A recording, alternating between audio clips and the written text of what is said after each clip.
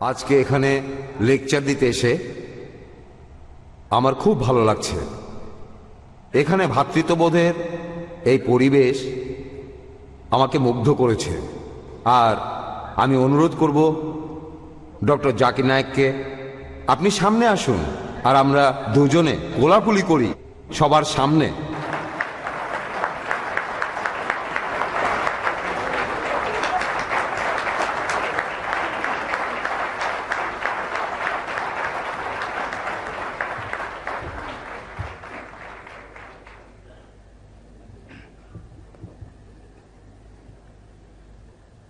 আজকের অনুষ্ঠানের প্রধান অতিথি মিস্টার ওয়াইপি ত্রিবেদী,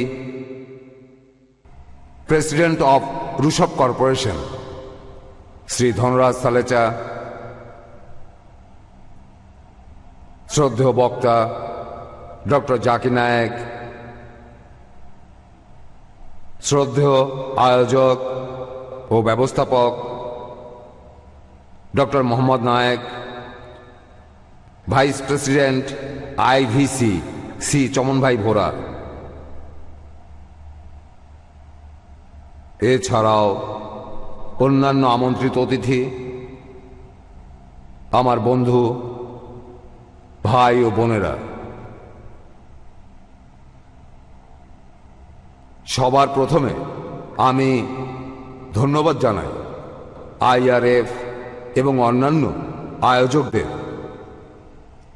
যাদের আন্তরিকতা নিষ্ঠার কারণে এই অনুষ্ঠানটার আয়োজন করা সম্ভব হয়েছে। সত্যি কথা বলতে কি, এই কথাটা বলতে আমার কোনো দ্বিধা নেই যে এর পুরো কৃতিত্বই আইআরএফ এর।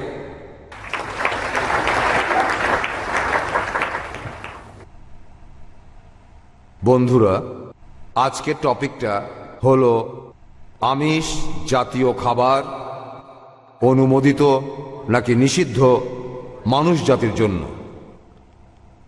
সত্যি বলতে এ ধরনের যে কোনো মতামত বা বিবৃতিতে এক একজনের দৃষ্টিভঙ্গি এক এক রকম হয়। এখানে একেবারে চূড়ান্তভাবে এমন কোনো উপসংহারে আসা যাবে না যে এটা পুরোপুরি নিষিদ্ধ অথবা পুরোপুরি অনুমোদিত। তাই বন্ধুরা, আসুন আমরা দেখি, আর যখন এই বিষয়ে কথা বলবো তখন শুধুমাত্র ধর্মীয় দৃষ্টিকোণ থেকেই আমরা দেখব না।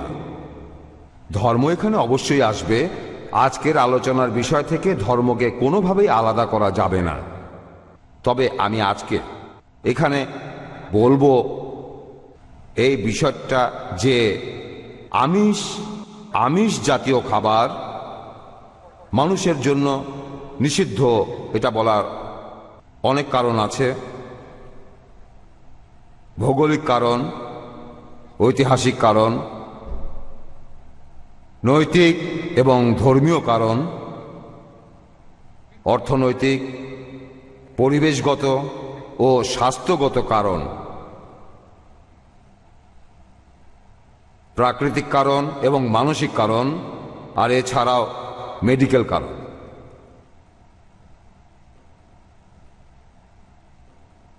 এটা এখনকার দিনে একটা প্রতিষ্ঠিত সত্য যে আমাদের কাজকে নিয়ন্ত্রণ করে আমাদের চিন্তা।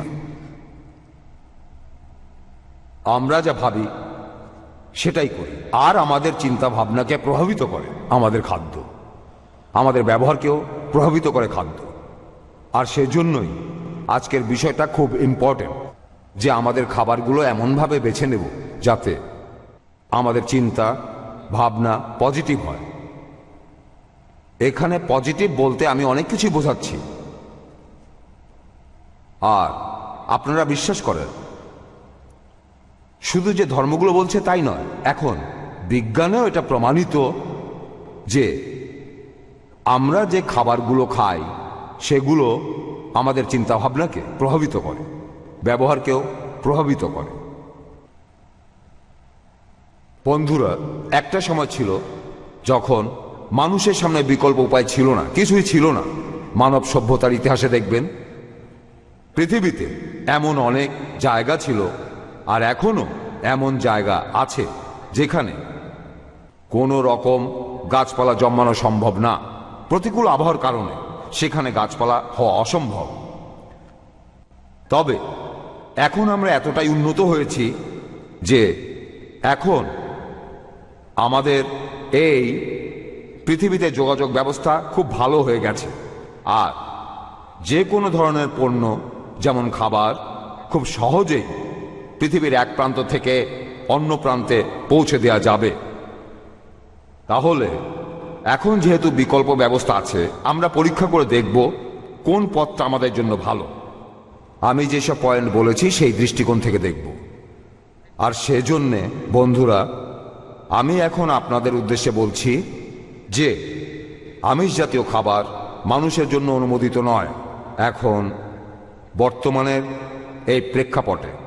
শুধু ইন্ডিয়ার ক্ষেত্রে না, পৃথিবীর অন্যান্য দেশের ক্ষেত্রেও এটা সত্যি। একেবারে প্রথমেই আমি বলবো যে বিভিন্ন ইন্ডিয়ান দার্শনিক তারা বলেছেন যে আমরা জীবিত প্রাণীদের কোনো ক্ষতি করব না। এখানে শুধু যাদের দেখছি সেই সব জীব না, যাদেরকে দেখতে পাচ্ছি না তাদের কথা বলা হচ্ছে, যেগুলো আছে বাতাস, আগুন, পানি ইত্যাদিতে। তবে সব কিছুরই একটা সীমা থাকে। একজন মানুষের পক্ষে পুরোপুরি অহিংস নীতি মেনে চলা কোনোভাবেই সম্ভব না, কারণ প্রত্যেক মানুষেরই কিছু নিজস্ব চাহিদা থাকে। আর সেজন্যই প্রভু মহাবীর বলেছেন যে তোমরা যেখানে হত্যাকে এড়াতে পারবে না সেখানে হত্যা করো, তবে তোমাদের বস্তুগত বিভিন্ন চাহিদা যেমন খিদে ইত্যাদি মেটানোর জন্যে হত্যা করো না। আর সেজন্যে জৈন ধর্ম অনুযায়ী আর ইন্ডিয়ার বেশিরভাগ দর্শন অনুযায়ী আমিষ জাতীয় খাবার একেবারে পুরোপুরি নিষিদ্ধ।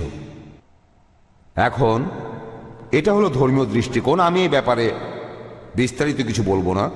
তবে আমিষ জাতীয় খাবার আমাদের চিন্তা ভাবনা আর কাজকর্মকে যেভাবে প্রভাবিত করে সেটাই হলো ইম্পর্টেন্ট ব্যাপার।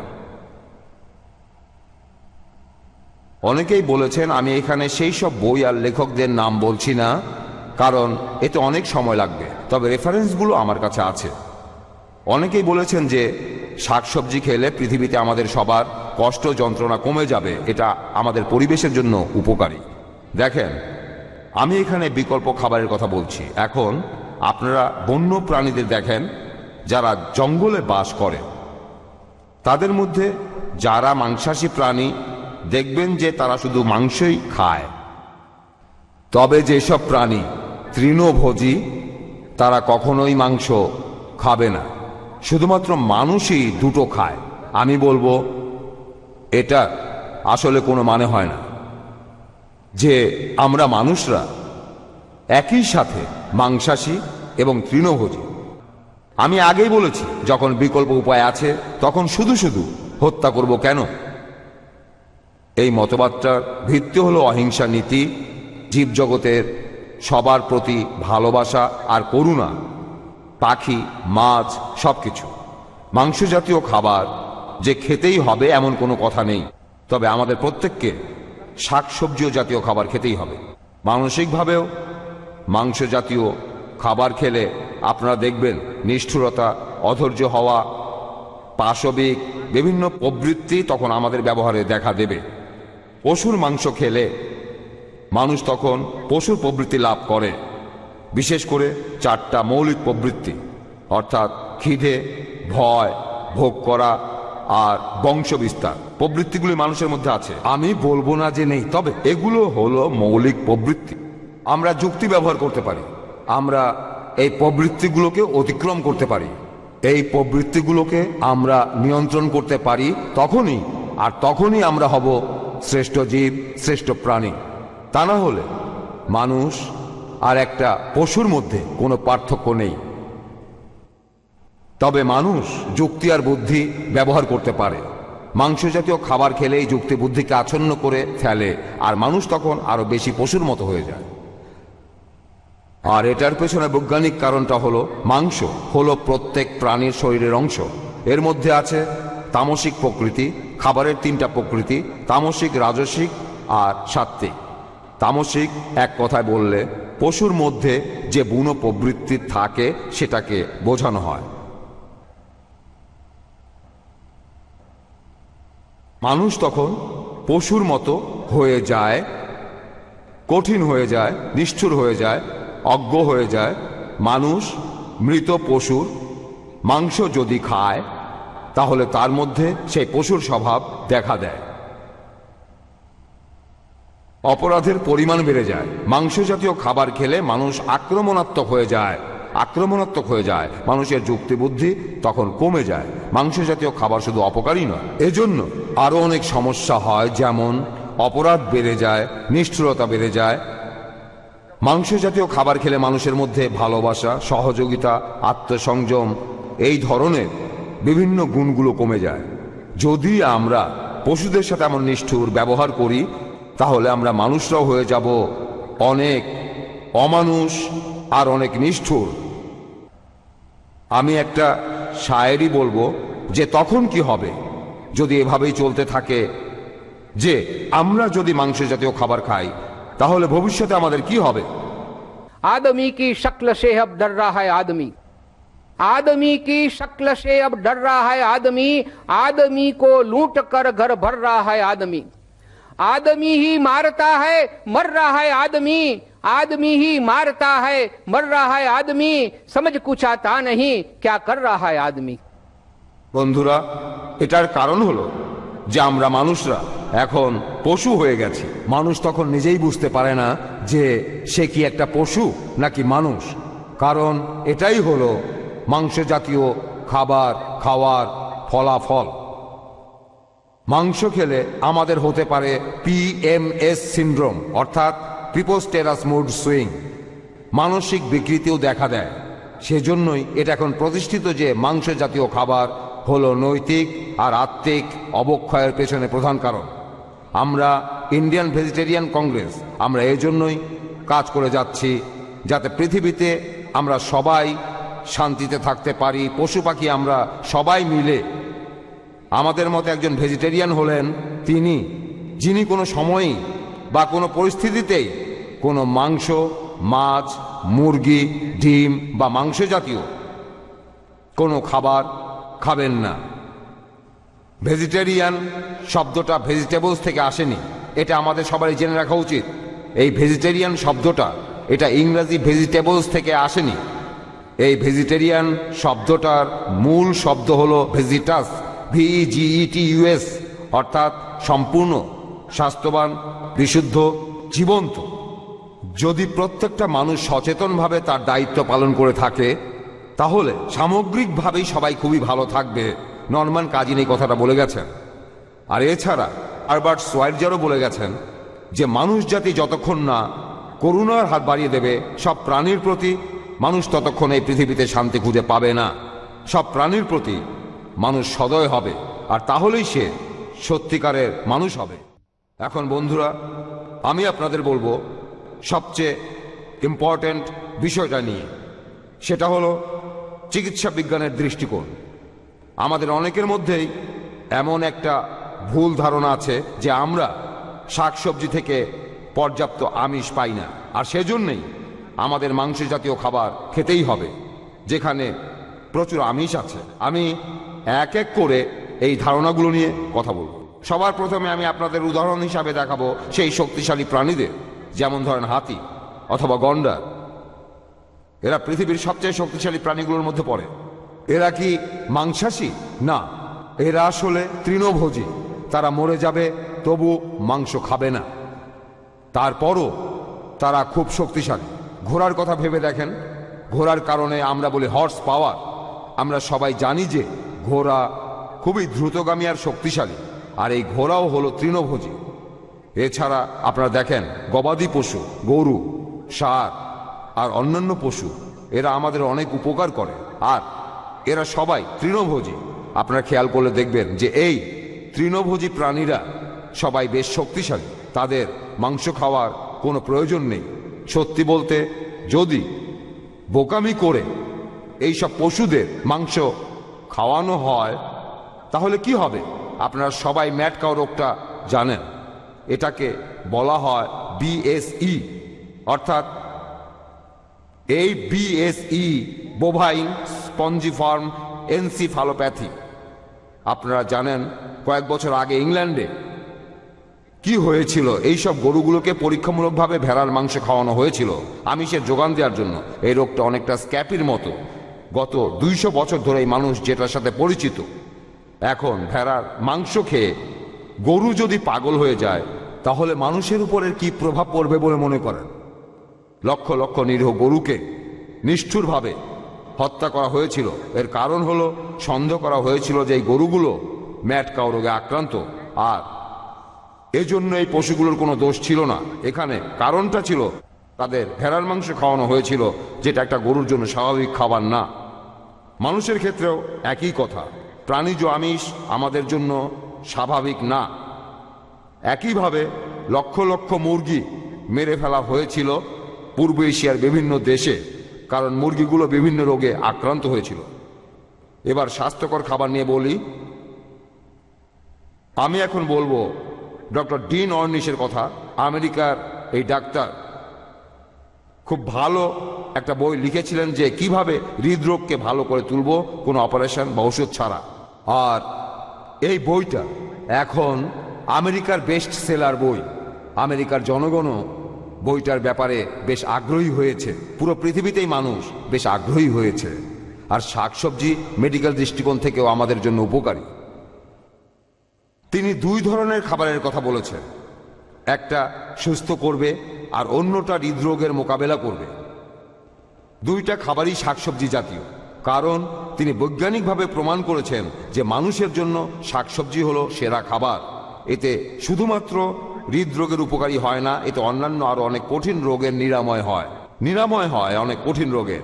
মাংস খেলে যেগুলো হয়, যেমন পায়ুপথের ক্যান্সার অথবা স্তন ক্যান্সার অথবা মূত্রগ্রন্থির ক্যান্সার, অতিরিক্ত মোটা, উচ্চ রক্তচাপ, স্ট্রোক, ডায়াবেটিস, পেটে পাথর।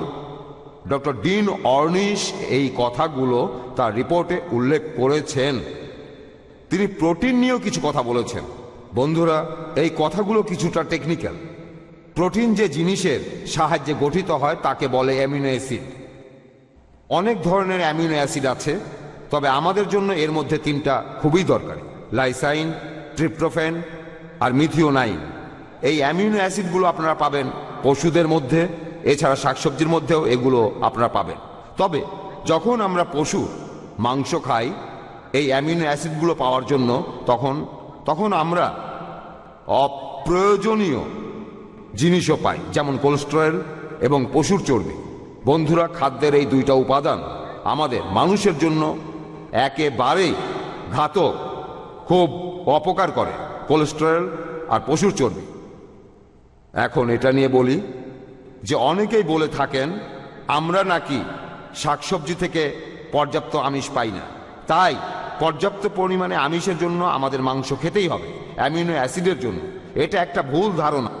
লেগিউম আর সিরিয়াল মিলিয়ে যে খাবার, লেগিউম মানে ডাল, শাকসবজি, আর সিরিয়াল মানে গম, চাল ইত্যাদি, খাবারের মধ্যে এই 2টাই থাকবে। তাহলে আপনি পাবেন একটি সুষম খাদ্য তালিকা, যেখানে আপনি পাবেন পর্যাপ্ত আমিষ, যেটা ডিম বা মাংসের আমিষের চাইতে খুব একটা আলাদা নয়। তবে এখানে কোলেস্টেরল নেই, পশুর প্রবৃত্তি নেই। একটা ডায়েটিক অ্যাসোসিয়েশন বলেছে যে বিভিন্ন রোগের ক্ষেত্রে আমরা যদি শাকসবজি খাই, যদি মাংস না খাই, তাহলে এইসব রোগ থেকে নিরাময় পেতে পারি।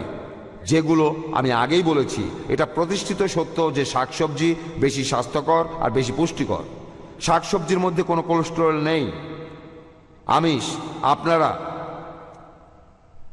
2 ধরনের খাবারই পাবেন, তবে কোলেস্টেরল পাবেন শুধু মাংসের মধ্যে, যেমন গরু, মুরগি, মাছ ইত্যাদি। মাংস জাতীয় খাবারে প্রচুর পরিমাণে চর্বি থাকে, যেটাকে আমাদের লিভার কোলেস্টেরলে পরিণত করে। আমাদের প্রয়োজনীয় কোলেস্টেরল শরীরেই তৈরি হয়। এটা খুবই ইম্পর্টেন্ট বন্ধুরা, আপনাদের বোঝা দরকার।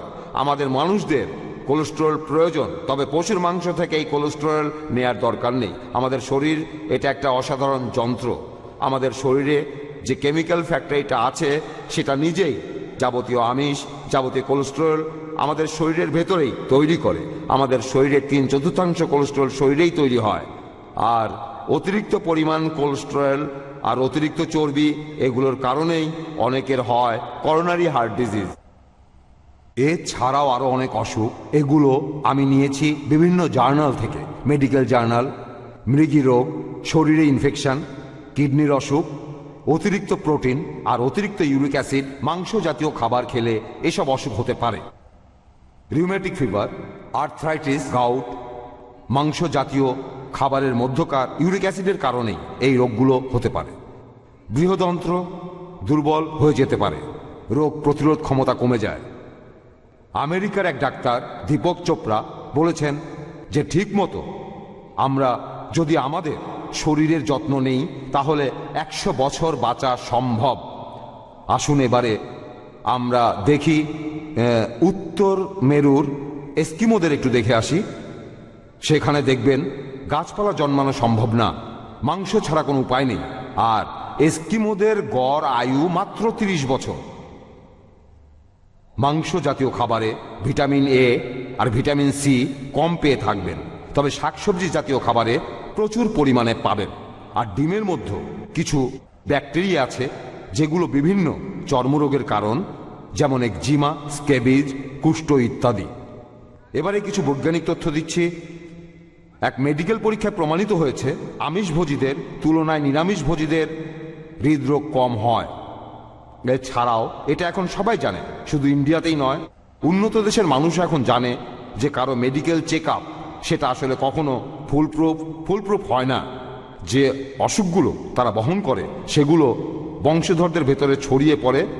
আপনারা সবাই জানেন যে মানুষের মতো পশু পাখিও বিভিন্ন রোগে আক্রান্ত হয়, তারা বিভিন্ন প্রকার রোগ জীবাণু বহন করে। যখন এই পশুগুলোকে মেরে কেউ সেই মাংস খায় তখন এই মাংসের রোগ জীবাণু যেটা সেই মৃত পশুটার শরীরে ছিল সেটা তখন পুরোপুরি মানুষের শরীরে চলে যায়। ফুড পয়জনিং যে ঘটনাগুলো তার মধ্যে 90% হয় মাংস জাতীয় খাবার থেকে।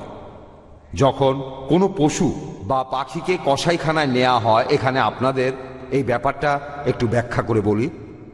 যদি আপনারা পশু পাখির কসাইখানায় গিয়ে থাকেন তাহলে এটা বুঝবেন, যখন এই প্রাণীগুলোকে কসাইখানায় নেওয়া হয় আর তারা বুঝতে পারে যে তাদের মেরে ফেলা হবে, তখন তারা খুব ভয়, ব্যথা আর খুব কষ্ট পেয়ে থাকে। শরীরে অ্যাড্রিনালিন বেড়ে যায়, এই হরমোন রক্তের সাথে মিশে যায়, তারপর মাংসে মিশে যায়। এখন এই প্রবৃত্তিগুলো অর্থাৎ ভয়, ব্যথা, কষ্ট, এই নেগেটিভ পয়েন্টগুলো মাংস জাতীয় খাবারের অংশ হয়ে যায়। আর যে সেই মাংস খায় তার শরীরেও চলে যায়। আর সেজন্যই আমি আপনাদের বলবো, যখন কেউ মাংস জাতীয় খাবার খায় সে মানুষ থেকে সরে গিয়ে পশুর মতো হয়ে যায়। এখন আমি এই ধারণাটা নিয়ে কথা বলবো যে বাড়ন্ত শিশুদের জন্য ডিম আবশ্যক, কারণ ডিমে প্রোটিন আছে। আগেই বলেছি অতিরিক্ত প্রোটিন উপকারের চাইতে অপকারী বেশি করে। আর আপনি যে প্রোটিন পাবেন ডালের মধ্যে, সিরিয়ালের মধ্যে, সেটা অনেক ভালো, অনেক প্রাকৃতিক। মাংস জাতীয় খাদ্যের অতিরিক্ত প্রোটিনের চাইতে অনেক ভালো। এখানে আপনাদের ডিমের উদাহরণটা দেই। প্রত্যেক ডিমের ওজন গড়ে 100 গ্রাম, আর তাতে থাকে 170 ক্যালোরি। এতে 13.6% প্রোটিন থাকে। আর আপনারা দেখবেন যে ডালের মধ্যে থাকে 24% প্রোটিন, ডিমের চাইতে অনেক বেশি। এখানে ওজনটা একই 100 গ্রাম। ডিমের মধ্যে আপনারা পাবেন 13.3% স্যাচুরেটেড ফ্যাট, যেখানে সিরিয়াল আর ডালের মধ্যেই ফ্যাটের পরিমাণ খুব বেশি হলে 1% পাবেন। ডিমের মধ্যে 450 থেকে 500 মিলিগ্রাম কোলেস্টেরল থাকে একটা ডিমে। থাকে মিথিওনাইন নামে এক ধরনের অ্যামিনো অ্যাসিড যেটা ভিটামিন বি কে ধ্বংস করে। আরও থাকে প্রচুর সোডিয়াম সল্ট। একটা ডিমের ভেতরে এই উপাদানগুলো থাকে। যখন কেউ একটা ডিম খায় তার শরীরের মধ্যে তখন প্রবেশ করে এই সব উপাদানগুলো, অতিরিক্ত প্রোটিন, কোলেস্টেরল আর স্যাচুরেটেড ফ্যাট। এর মধ্যে কোনো কার্বোহাইড্রেট নেই, এর মধ্যে কোনো রকম ফাইবার নেই। বন্ধুরা, চিকিৎসা বিজ্ঞান এখন এটা জানতে পেরেছে। বিজ্ঞান বলছে খাবার হজমের জন্য ফাইবার অবশ্যই প্রয়োজন। এই ফাইবার আপনারা শাকসবজি জাতীয় খাবারে পাবেন, মাংস জাতীয় খাবারে পাবেন না। এবারে খরচটা দেখি। আমি শুধু ডিমের সাথে তুলনা করছি। খরচ 1 গ্রাম প্রোটিন পেতে গেলে ডালের চাইতে ডিম কেনার পেছনে 3 থেকে 4 গুণ বেশি খরচ করতে হবে। 100 ক্যালোরি পেতে গেলে ডালের চাইতে 10 গুণ বেশি খরচ করতে হবে। এভাবে ডাল, গম এগুলো শুধু সস্তাই নয়, এছাড়াও এখানে অন্যান্য খাদ্য উপাদানও পাবেন, যেমন ভিটামিন, মিনারেল, ফাইবার ইত্যাদি। এবারে পোলট্রি ফার্ম নিয়ে কিছু কথা বলি। বলা হচ্ছে পোলট্রি ফার্মিং, এখানে কথাটা ঠিক হয়নি। তাই সত্যি কথা বলতে এগুলো আসলে এক একটা পোলট্রি ফ্যাক্টরি। এই পোলট্রিগুলোতে হাঁস মুরগিগুলোকে যেভাবে রাখা হয়, খাঁচার মধ্যে একটার উপরে আরেকটা হাঁস বা মুরগি থাকে। এই খাঁচাগুলো আকারে খুবই ছোট, এমনকি পোলট্রির লোকজনও বলে এটা আমাদের ফ্যাক্টরি, আর এগুলো আমাদের মার্চেন্ডাইজ মালপত্র, এগুলো আমাদের প্রোডাক্ট। এদেরকে জীবন্ত প্রাণী বলে মনেই করে না। এই প্রাণীগুলোর উপরে তাদের কোনো করুণা নেই, আর সেই কারণেই হাঁস মুরগির মধ্যে এইসব প্রবৃত্তি দেখা যায়। এদেরকে বিক্রি করা হয় পণ্যের মতো, তাদের প্রাকৃতিক খাবার দেওয়া হয় না, বিভিন্ন ড্রাগস দেওয়া হয় যেগুলো মানুষের শরীরের জন্য ক্ষতিকর। এই ড্রাগসের কারণে তারা দ্রুত বেড়ে ওঠে, আরো বেশি পরিমাণে ডিম দেয়। পোলট্রি মালিকরা শুধু লাভ করার ব্যাপারেই আগ্রহ দেখায়, আর ফলাফল হিসাবে এই হাঁস মুরগিগুলো অল্প বয়সেই মারা যায়। এতে শরীর ও মনের উপর ক্ষতিকর প্রভাব পড়ে, আবেগ আর বুদ্ধির উপরও ক্ষতিকর প্রভাব পড়ে। শিশুদের জন্য ডিম আসলে বিষ। আমরা যদি ফ্রিজের ভেতরে ডিম না রাখি তাহলে খুব তাড়াতাড়ি ডিম নষ্ট হয়ে যায়, আর বাজারে যে ডিমগুলো বিক্রি হয় তার মধ্যে নষ্ট ডিম থাকার সম্ভাবনা অনেক। ভেজিটেবল ডিম এটা কাল্পনিক কথা, এমন কিছুই নেই। ডিম কখনোই ভেজিটেবল ডিম হতে পারে না, প্রাণীর শরীর থেকে বের হয়। এটা একটা নন ভেজ খাবার, ভেজিটেবলস না। ডিম অবশ্যই মাংস জাতীয় খাবার, এটা শাকসবজি জাতীয় খাবার না। এটা আমাদের একটা ভুল ধারণা। বন্ধুরা, আমি এখন বলবো অর্থনৈতিক প্রসঙ্গ নিয়ে। এগুলো আমি নিয়েছি বিভিন্ন জার্নাল থেকে, মেডিকেল জার্নাল, আর এছাড়াও নিয়েছি বিভিন্ন পরিসংখ্যান থেকে। ইন্ডিয়ান সরকারের রিপোর্ট, এছাড়াও আমেরিকান সরকারের রিপোর্ট, ব্রিটিশ রিপোর্ট ইত্যাদি। আমি আপনাদেরকে এখানে এইসব রিপোর্টের বিস্তারিত বলবো না, শুধু সারমর্মটা বলবো। ইংল্যান্ডের একটা পরিসংখ্যান বলছে শাকসবজি জাতীয় খাবার তৈরি করতে যে পরিমাণ জমির প্রয়োজন হয় তার চাইতে মাংস জাতীয় খাবার তৈরি করতে গেলে 14 গুণ বেশি জমির প্রয়োজন হয়। 14 গুণ বেশি জমির প্রয়োজন হয়, কারণ এখানে যা হচ্ছে, প্রথমে খাবার তৈরি হচ্ছে, সেগুলো পশুদের খাওয়ানো হচ্ছে, তারপর মাংসের জন্য সেই পশুদের মারা হচ্ছে। এভাবেই আমরা মাংস জাতীয় খাবার পাই। কিন্তু একই জমিতে যদি কৃষিকাজ করা হয় ডাল, চাল আর গমের জন্য, সেই জমির উৎপাদন তখন অনেক অনেক গুণ বেশি হবে, অনেক গুণ বেশি হবে। মাংস জাতীয় খাবার সেই তুলনায় অনেক কম উৎপাদিত হবে। আপনাদের আমি আরেকটা পরিসংখ্যান বলি। 10 একর জমিতে চাষাবাদ করলে 10 জন মানুষ আর 10টা গবাদি পশু সারা বছর খেতে পারবে, কিন্তু 10টা গবাদি পশুর মাংস একজন মানুষ কয়েকদিনেই শেষ করে ফেলবে, সারা বছর চলবে না। মাঠের মধ্যে আমরা যে ঘাস দেখি আর বিভিন্ন শস্য, এগুলো সবই আসলে ঘাস জাতীয় জিনিস। আর দেখবেন শস্য যখন তোলা হয় সেখান থেকেও আমরা কিছু খড় বিচালি পাই। এই খড় বিচালি দিয়ে খুব উন্নত মানের জৈব সার তৈরি করা যায়। জৈব সার, আমরা প্রতি বছর রাসায়নিক সারের পেছনে কোটি কোটি টাকা খরচ করি। রাসায়নিক সারের পেছনে আমরা সবাই জানি এগুলো আমাদের জন্য ক্ষতিকর। অন্যদিকে আমরা প্রাকৃতিক সার পেতে পারি গবাদি পশু থেকে, কিন্তু তাদের আমরা মেরে ফেলছি। আমাদের মাংস যোগান দেওয়ার জন্য তাদেরকে আমরা মেরে ফেলছি। কিন্তু আমরা এখানে অনেক কিছুই, এই গবাদি পশু থেকে যে সার পাই সেগুলো অনেক বেশি সস্তা, স্বাস্থ্যের জন্য ভালো, আমাদের দেশের জন্য সেটা খুবই উপকারী। এটা এখন সবাই জানে যে কোনো একটা পশুর শরীরে 1 কেজি মাংসের জন্য তাকে 16 কেজি খাবার খাওয়াতে হয়। এভাবে মাংসের যোগান দিতে গিয়ে আমরা পশুদের অনেক খাবার খাওয়াচ্ছি, তার বদলে আমরা মানুষরাই এই ভেজিটেবলগুলো খেতে পারি।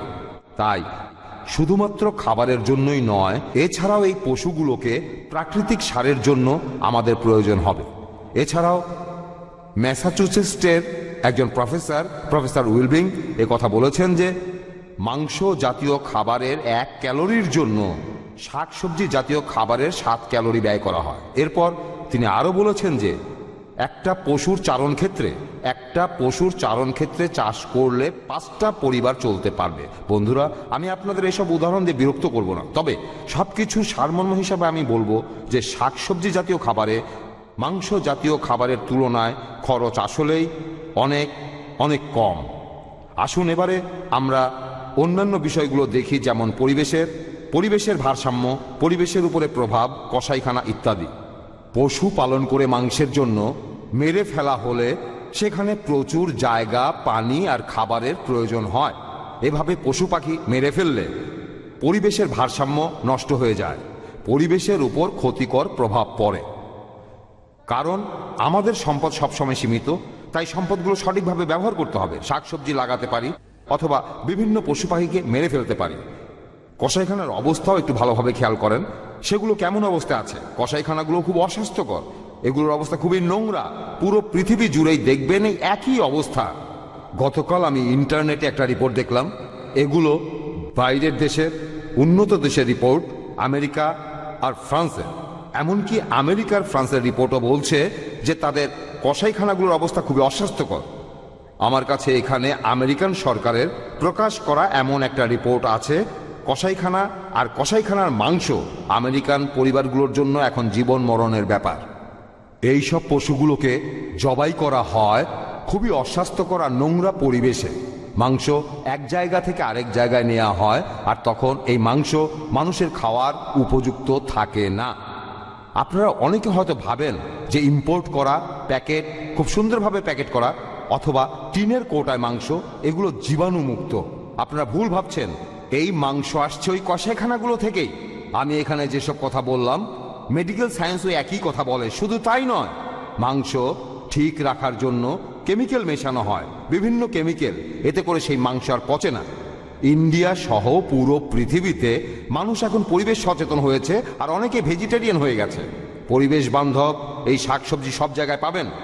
এখন দেখবেন পুরো পৃথিবী জুড়েই মানুষ এখন আগ্রহী হচ্ছে পরিবেশ বান্ধব এই শাকসবজির ব্যাপারে, কারণ এই খাবারগুলো খুবই উপকারী আর স্বাস্থ্যকর। যেসব দেশে গাছপালা জন্মানোর পরিবেশ নেই, সেখানে এখন গ্রিন হাউসে বা গ্লাস হাউসের ভেতরে শাকসবজির চাষ করছে। যোগাযোগ ব্যবস্থা উন্নত হয়ে যাওয়ার কারণে ব্যাপারটা এখন আরো সহজ হয়ে গেছে। সত্যি বলতে ইন্ডিয়ার মতো উন্নয়নশীল দেশে সরকার আর এনজিওগুলোর আরো বেশি গুরুত্ব দেওয়া উচিত চাষাবাদ আর শাকসবজি জাতীয় খাবার রপ্তানি করার উপরে।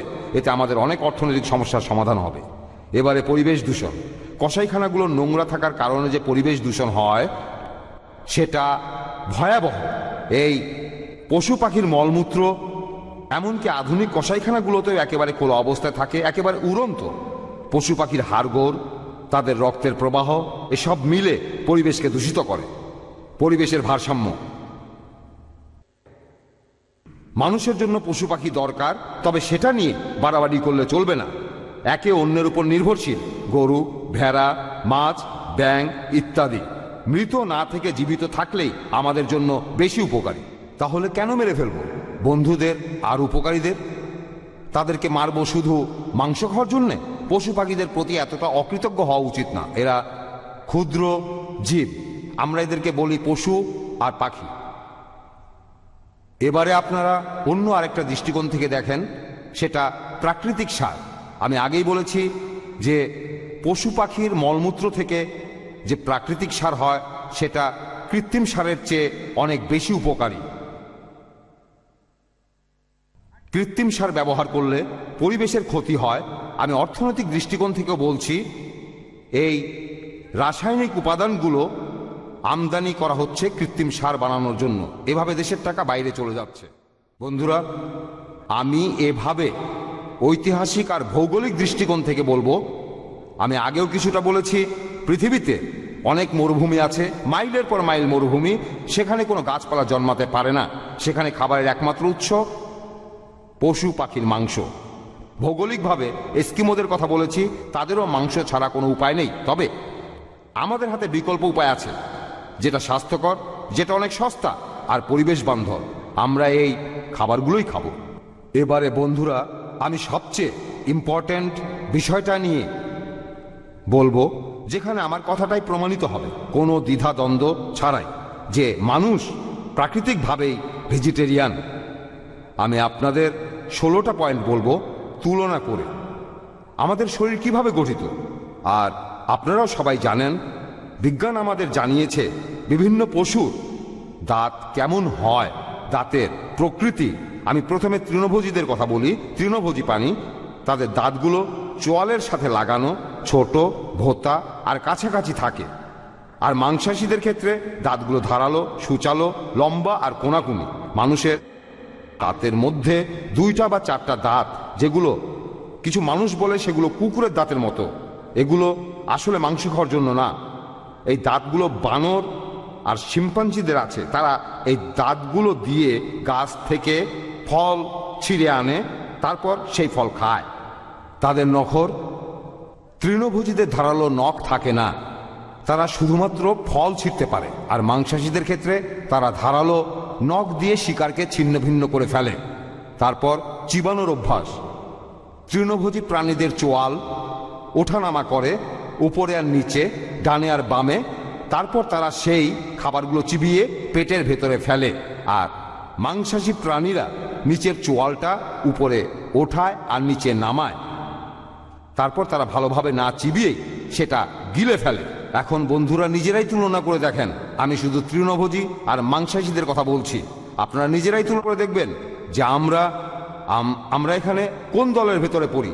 আমাদের সাথে মিল কি তৃণভোজী প্রাণীদের নাকি মাংসাশী প্রাণীদের সাথে? জিহ্বা। তৃণভোজী প্রাণীর জিহ্বা হয় মসৃণ, আর মাংসাশী প্রাণীদের জিহ্বা খুব খসখসে। পানি খাওয়ার অভ্যাস, এটা খুবই ইম্পর্টেন্ট। আমার বন্ধু ডক্টর পরেশ দালাল বলেছিলেন, তিনি বলেছিলেন যে তৃণভোজী প্রাণীগুলো তারা পানি খায়, ঠোঁট দিয়ে চুষে খায়। আর মাংসাশী প্রাণীদের দেখবেন তারা পানি খায় জিহ্বা দিয়ে, পানি চেটে খায়। আমরা এমনটা করি না, আমরা সবসময় ঠোঁট দিয়ে পানি খাই। এবারে এদের বৃহদন্ত্রের দৈর্ঘ্যটা দেখি। তৃণভোজী প্রাণীদের বৃহদন্ত্র বড়, শরীরের চাইতে 4 গুণ বড়। মাংসাশী প্রাণীদের ক্ষেত্রে এমনটা নয়। মাংসাশীদের ক্ষেত্রে দেখবেন তাদের বৃহদন্ত্র বেশ ছোট, শরীরের দৈর্ঘ্যের সমান। আর এই কারণেই এইসব প্রাণী দূষিত অবস্থায় থাকে। লিভার আর কিডনি, তৃণভোজীদের ক্ষেত্রে এগুলো আকারে ছোট, তাই তারা সহজে বর্জ্য পদার্থ বের করে দিতে পারে না। আর মাংসাশীদের ক্ষেত্রে লিভার আর কিডনি আকারে অনেক বড় হয়, তাই তারা সহজেই বর্জ্য পদার্থ বের করে দিতে পারে। পরিপাকতন্ত্র, তৃণভোজীদের পরিপাকতন্ত্রে কম পরিমাণ হাইড্রোক্লোরিক অ্যাসিড থাকে, তাই তারা মাংস হজম করতে পারে না। আর মাংসাশী প্রাণীদের ক্ষেত্রে তাদের শরীরে অনেক হাইড্রোক্লোরিক অ্যাসিড থাকে, আর সেজন্যই তারা মাংস হজম করতে পারে। মানুষ এভাবে হজম করতে পারে না। মুখের লালা, তৃণভোজীদের মতো মানুষেরও মুখের লালা ক্লাইন থাকে। এছাড়াও অনেক ভিটামিন থাকে, যেগুলো পাকস্থলীর ভেতরে শর্করা জাতীয় খাবার হজম করতে সাহায্য করে। আর মাংসাশী প্রাণীদের ক্ষেত্রে তাদের মুখের লালা সব সময় অ্যাসিডিক। তারপর ব্লাড পিএইচ, মানুষের আর তৃণভোজীদের ক্ষেত্রে এটা অ্যালকালাইন, মাংসাশীদের ক্ষেত্রে অ্যাসিডিক। তারপর এদের ব্লাড লিপোপ্রোটিন, মানুষের ব্লাড লিপোপ্রোটিন তৃণভোজী প্রাণীদের মতো একই রকম, কিন্তু মাংসাশী প্রাণীদের ব্লাড লিপোপ্রোটিন অন্যরকম। ইন্দ্রিয়, তৃণভোজী প্রাণীদের ইন্দ্রিয়গুলো দুর্বল, বিশেষ করে দৃষ্টিশক্তি খুবই দুর্বল। তৃণভোজী প্রাণীদের ক্ষেত্রে মাংসাশীদের ইন্দ্রিয়গুলো শক্তিশালী। শব্দ, গলার আওয়াজ, দেখবেন তৃণভোজী প্রাণীদের এমনকি মানুষেরও আওয়াজ ভয়ঙ্কর না। অবশ্য এখন আমরা ভয়ঙ্কর শব্দ করতে পারি, তবে প্রাকৃতিকভাবেই সব তৃণভোজী প্রাণীর গলার আওয়াজ নরম, আর মাংসাশী প্রাণীদের দেখেন সিংহ অথবা বাঘ, তাদের আওয়াজ কর্কশ আর ভয়ঙ্কর। এরপরে দেখেন শিশুদের, বিভিন্ন প্রাণীর শিশুদের দেখেন। আর আপনারা দেখবেন যে তৃণভোজী প্রাণীর বাচ্চাদের তারা যে সময় জন্মগ্রহণ করে সে সময় থেকেই তারা দেখতে পায়। তবে মাংসাশী প্রাণীর বাচ্চাদের দেখবেন যে তারা অন্তত 1 সপ্তাহ অন্ধ থাকে। এখন আপনারাই বিচার করে দেখেন যে মানুষ কোন দলে পড়ে? মানুষ তৃণভোজীদের দলে পড়ে, তৃণভোজী, নাকি মানুষ মাংসাশীদের দলে পড়ে? কোন দলে? বন্ধুরা, এখন আপনাদের কিছু বিখ্যাত লোকের নাম বলবো যারা ননভেজ পছন্দ করতেন না। পৃথিবীর ইতিহাসের দিকে তাকিয়ে আমরা দেখি যে সব বিখ্যাত বিশেষজ্ঞ, দার্শনিক, বৈজ্ঞানিক যেমন আইনস্টাইন, আর্টিস্ট যেমন লিওনার্দো দা ভিঞ্চি, কবি যেমন মিল্টন, পোপ, শেলি, আর লেখক যেমন জর্জ বার্নার্ড শ, এছাড়াও অনেক ধর্মীয় নেতা ভেজিটেরিয়ান ছিলেন। এছাড়াও আরো অনেকে আছেন, বিখ্যাত গণিতজ্ঞ পিথাগোরাস, প্লুটার্ক, নিউটন, এছাড়াও বিজ্ঞানী Einstein, doctor Annie Besant, reverend doctor Walter Boss, George Bernard Shaw Tolstoy, বিখ্যাত দার্শনিক সক্রেটিস আর অ্যারিস্টটল। এরা সবাই ছিলেন খুবই বিখ্যাত, আর তারা বলেছেন যে তারাই হলো আশীর্বাদ প্রাপ্ত, যাদের মধ্যে রয়েছে করুণা, সহনশীলতা, ভালোবাসা আর অহিংসার নীতি, যারা মাংস জাতীয় খাবার খায় না। বন্ধুরা, আমি জর্জ বার্নার্ড শর একটা উদ্ধৃতি দিচ্ছি। জর্জ বার্নার্ড শর এই কথাটা খুবই বিখ্যাত। আমরা নিহত প্রাণীদের সমাধির উপরে চলাফেরা করছি। ভালো করে কথাটা শুনেন। আমরা এই পৃথিবীতে নিহত প্রাণীদের সমাধির উপরে চলাফেরা করছি। আমাদের খাওয়ার জন্য তাদের হত্যা করা হয়েছে। মাংসাশী প্রাণীদের মতো মানুষ তাদের মাংস খেয়েছে। এই প্রাণীদের দুঃখ কষ্টের কথা একবারও চিন্তা করি না। ডাক্তার একবার বার্নার্ড শকে বলেছিল, তিনি অসুস্থ ছিলেন। ডাক্তার বলল, আপনাকে এখন মাংসের স্যুপ খেতে হবে। বার্নার্ড শ বললেন, আমি বরং মরে যাব, তবু মাংস জাতীয় কোনো খাবার আমি খাবো না। আর বার্নার্ড শ তারপর সুস্থ হয়েছিলেন। ডাক্তার তখন ভেজিটেরিয়ান হয়ে গেল। একইভাবে মহাত্মা গান্ধী, তার ছেলে খুব অসুস্থ ছিল, তাকেও মাংসের স্যুপ খেতে বলা হলো, তিনি রাজি হননি, ছেলেটা সুস্থ হলো। আমি আপনাদের এই কথাগুলো বলছি কেন? এখানে মিস্টার ত্রিবেদী বললেন, ডাক্তার যেটা খেতে বলবে সেটাই খেতে হবে, সেটাই মানতে হবে, সন্দেহ নেই। তবে আমি আমার লেকচারের শুরুতেই আপনাদের বলেছিলাম সবকিছুই আপেক্ষিক। ডাক্তার যখন কোনো কথা বলেন তখন তিনি শুধু মেডিকেলের দৃষ্টিকোণ থেকেই বলেন। আর বন্ধুরা, আমরা মানুষরাই পৃথিবীতে এসেছি শুধুমাত্র টিকে থাকার জন্য না। টিকে থাকাটা গুরুত্বপূর্ণ, অবশ্যই গুরুত্বপূর্ণ, তবে অন্য প্রাণীদের জীবনের বিনিময় না, অন্য প্রাণীদের কষ্টের বিনিময় না। সবাইকে অনেক ধন্যবাদ। একবিংশ শতাব্দী শুধু ভেজিটেরিয়ানদের জন্য। আচ্ছা, আমার ধারণা আমি আমার কথাগুলো আপনাদের স্পষ্টভাবে বোঝাতে পেরেছি। আমি আপনাদের বলি, এটা আমি জানি যারা মাংস জাতীয় খাবার খায় এটা এসেছে কোনো কালচার, কোনো পরিবার আর বিশ্বাস থেকে, আর এই কারণেই তারা এটা চিন্তাও করে দেখেনি। আর মিস্টার ত্রিবেদী বলেছেন যে আমরা সবাই আজ এখানে এসেছি, একটু চিন্তা করে দেখি, একটু ভালো করে চিন্তা করে দেখি, শুধু ধর্মীয় দৃষ্টিকোণ থেকে দেখব না বা সামাজিক দৃষ্টিকোণ থেকে। কারণ আমি এটা দেখেছি, আমি এই কথাটা সবার সামনেই বলতে পারি যে জৈনদের মধ্যে অনেকে যখন কোনো অনুষ্ঠানে যায়, যেহেতু তারা প্রতিবাদ করতে পারে না, তাই মাংস জাতীয় খাবার খায় না। আমি পছন্দ করি না। তবে আপনারা সবাই চিন্তা করেন, ভালো করে চিন্তা করেন, হতে পারেন আপনি ভেজিটেরিয়ান বা নন ভেজিটেরিয়ান। একটু চিন্তা করে দেখেন, সবগুলো দৃষ্টিকোণ থেকেই দেখার চেষ্টা করেন ননভেজ কি অনুমোদিত নাকি নিষিদ্ধ। শারীরিক দৃষ্টিকোণ থেকে দেখেন, আমাদের জাতীয় দৃষ্টিকোণ থেকে দেখেন, সামাজিক দৃষ্টিকোণ থেকে দেখেন, পরিবেশ আর পরিবেশের ভারসাম্য আর সবার উপরে করুণার দৃষ্টিকোণ থেকে দেখেন। যখন এই প্রকৃতি সব পশু পাখি, সব মানুষ, সব জীবকে সমান বানিয়েছে, তখন খিদে মেটানোর জন্য তাদের হত্যা করার অধিকার আমাদের কারোরই নেই। সবাইকে ধন্যবাদ। প্রিয় দর্শক শ্রোতা, এখন আপনাদের সামনে আসছেন ডক্টর জাকির নায়েক।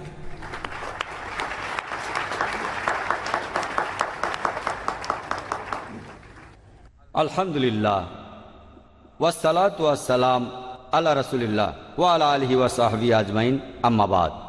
আউযু বিল্লাহি মিনাশ শাইতানির রাজিম, বিসমিল্লাহির রহমানির রহিম। ইয়া আইয়ুহাল্লাযিনা আমানু আউফু বিল উকুরি ওয়া ইউল্লাত লাকুম বাহিমাতুল আনাম ইল্লা মা ইউতলা আলাইকুম। বিসমিল্লাহির রহমানির রহিম। রব্বি ইশরাহ লি সাদরি ওয়া ইয়াসসির লি আমরি ওয়াহলুল উকদাতাম মিন লিসানি ইয়াফকাহু কাওলি। শ্রদ্ধেয় মিস্টার রাশমি ভাই জাভেরি, মিস্টার ত্রিবেদী, ডক্টর মোহাম্মদ নায়েক, অনুষ্ঠানে আমন্ত্রিত অতিথিবৃন্দ, শ্রদ্ধেয় গুরুজনেরা এবং আমার প্রিয় ভাই বোনেরা, আপনাদের সবাইকে স্বাগত জানাই ইসলামিক সম্ভাষণে। আসসালামু আলাইকুম ওয়া রাহমাতুল্লাহি ওয়া বারাকাতুহু। আল্লাহর দয়া, শান্তি ও রহমত আপনাদের সবার উপরে বর্ষিত হোক। আজকের অনুষ্ঠানের বিষয় হচ্ছে যে নন ভেজিটেরিয়ান খাবার অনুমোদিত নাকি নিষিদ্ধ আমাদের মানুষদের জন্য। বিষয় এটা না যে ভেজ খাবার আর নন ভেজ খাবারের মধ্যে কোনটা স্বাস্থ্যকর বা কোনটা ভালো। যদি প্রমাণ করি যে আপেল এই ফলটা আমের চাইতে ভালো, তার মানে এই নয় যে আম খাওয়া নিষিদ্ধ।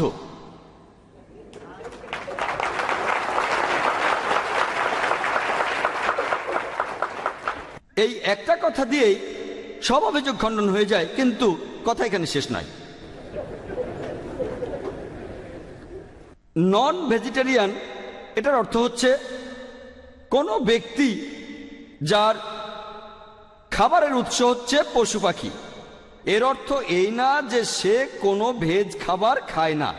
এর মানে এটাও না যে সেই লোক শাকসবজি আর ফলমূল খায় না। এটা আগে পরিষ্কার করে নেই। এখানে আরো সঠিক আর বৈজ্ঞানিক শব্দটা হচ্ছে একজন বহুভোজী, যে লোক বিভিন্ন ধরনের খাবার খায়, বিশেষ করে যেগুলোর উৎস হচ্ছে গাছ আর পশু পাখি। ভেজিটেরিয়ান শব্দটা মিস্টার রাশমি ভাই জাভেরি ঠিকই বলেছেন, এই শব্দটা ভেজিটেবলস থেকে আসেনি, এসেছে ভেজিটাস থেকে, যার অর্থ একেবারে তাজা, একেবারে জীবন্ত। উনি ব্যাখ্যা করে বলেননি, এ ব্যাপারে পরে বলবো। আর উনি এটা বলেননি যে ভেজিটেরিয়ানদের মধ্যেও শ্রেণীবিভাগ আছে। ফ্রুটোরিয়ান, যারা শুধু ফলমূল খেয়ে থাকে। তারপরে আছে ভেজান, যারা কোনো প্রাণীজাত খাবার খায় না। এরপর ল্যাক্টো ভেজিটেরিয়ান, আমার ধারণা মিস্টার রাশমি ভাই জাভেরিও তাই, তারা দুধ খায়। এরপরে আছে ওভো ভেজিটেরিয়ান, যারা ডিম খায়। তারপরে ল্যাক্টো ওভো ভেজিটেরিয়ান, যারা দুধ আর ডিম খায়। এরপর পেস্কো ভেজিটেরিয়ান, যারা মাছ খায়। আছে সেমি ভেজিটেরিয়ান, যারা মুরগি খায়। এই শ্রেণী বিভাগটা করেছে ভেজিটেরিয়ান সোসাইটি আমিনা। এরকম আরো 20টা নাম বলা যায়, কিন্তু হাতে সময় কম। ডক্টর উইলিয়াম টি জার্ভেস একবার একটা কথা বলেছিলেন।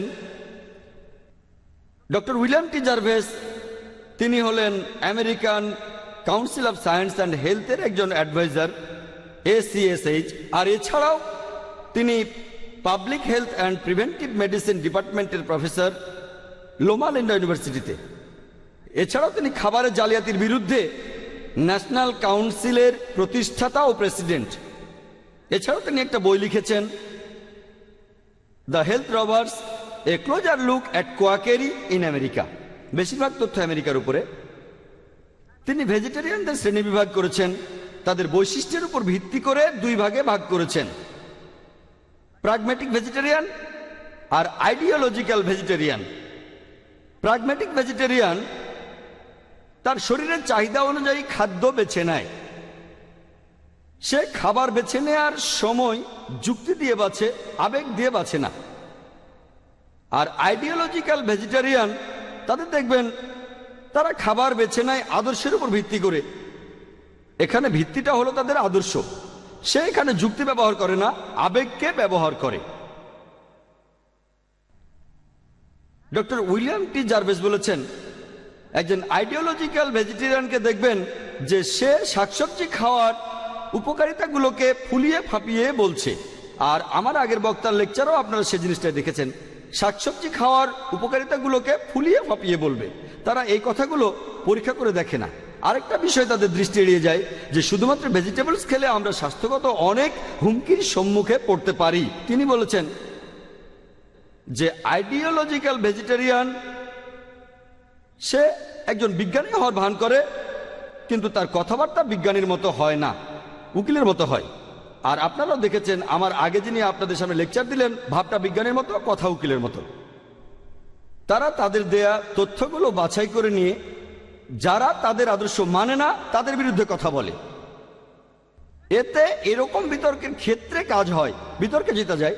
তবে সেটা বাস্তবসম্মত নয়, বিজ্ঞানসম্মতও নয়।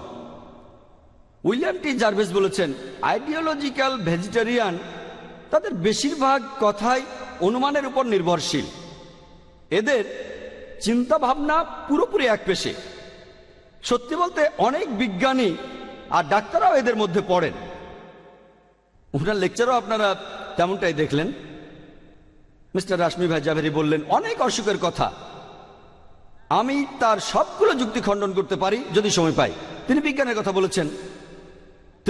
কথা বলেছেন, কিন্তু বৈজ্ঞানিকভাবে বলেননি। সবগুলো রোগে প্রতিকার করা যায়, তবে প্রতিকারের চাইতে প্রতিরোধ ভালো।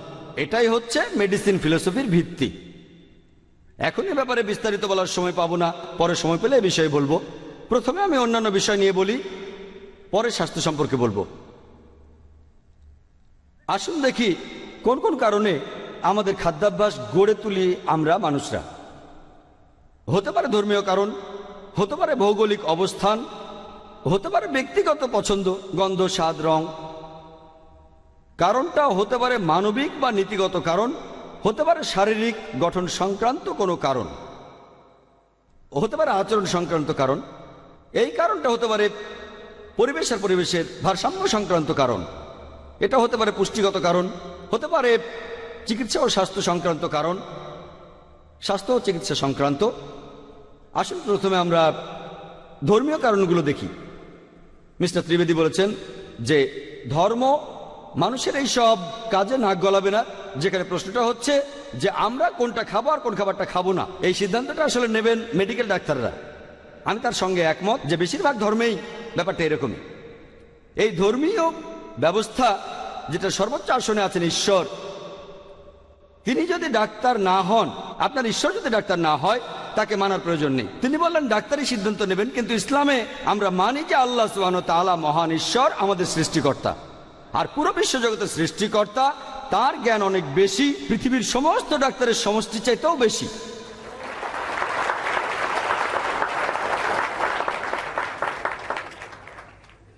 আর মিস্টার রাশমি ভাই জাভেরি যে কথাগুলো বিভিন্ন ডাক্তারের রেফারেন্স দিয়ে বললেন, কথাগুলো এই বইগুলো থেকে বলেছেন, বাইরে হয়তো বইগুলো বিক্রি হচ্ছে এই বইগুলো থেকে।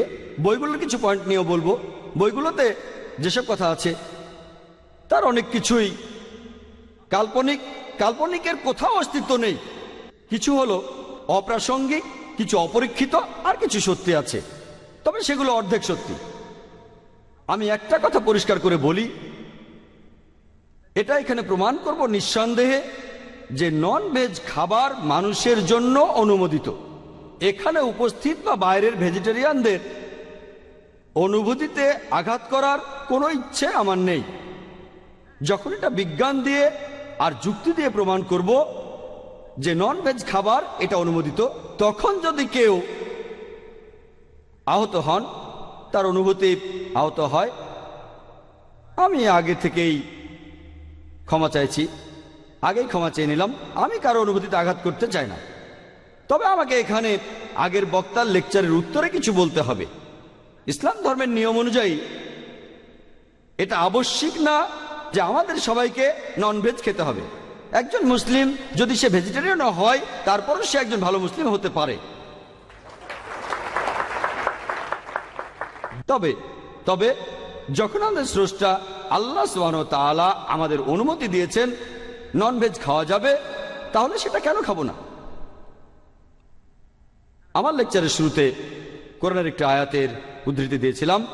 সূরা মাইদার Chapter number 5, verse number 1. বলা হয়েছে, Ya ayyuhallazina amanu. হে মুমিনগণ, আউফু বিল উকরি উহিল্লাত লাকুম বাহিমাতুল আনাম ইল্লা মা ইউতলা আলাইকুম। তোমরা অঙ্গীকার পূর্ণ করবে, তোমাদের জন্য হালাল খাবার হলো যাবতীয় চতুষ্পদ প্রাণী যেগুলোর কথা বলা হয়েছে সেগুলো বাদে। এরপর পবিত্র কোরআনে সূরা আল-আনহালের 5 নম্বর আয়াতে উল্লেখ করা হয়েছে যে আল্লাহ চতুষ্পদ জন্তু সৃষ্টি করেছেন তোমাদের জন্য, যাতে অনেক উপকার আছে। শীত নিবারণ করো আর এই জন্তুর মাংস তোমরা খাও। এরপর পবিত্র কোরআনে সূরা মুমিনুনের 21 নম্বর আয়াতে উল্লেখ করা হয়েছে যে তোমরা গবাদি পশুর মাংস খেতে পারো। আসুন এবারে ভৌগোলিক কারণগুলো দেখি, পরিবেশগত কারণগুলো দেখি। আমরা জানি এটা মানুষের খাদ্যাভ্যাসকে প্রভাবিত করে।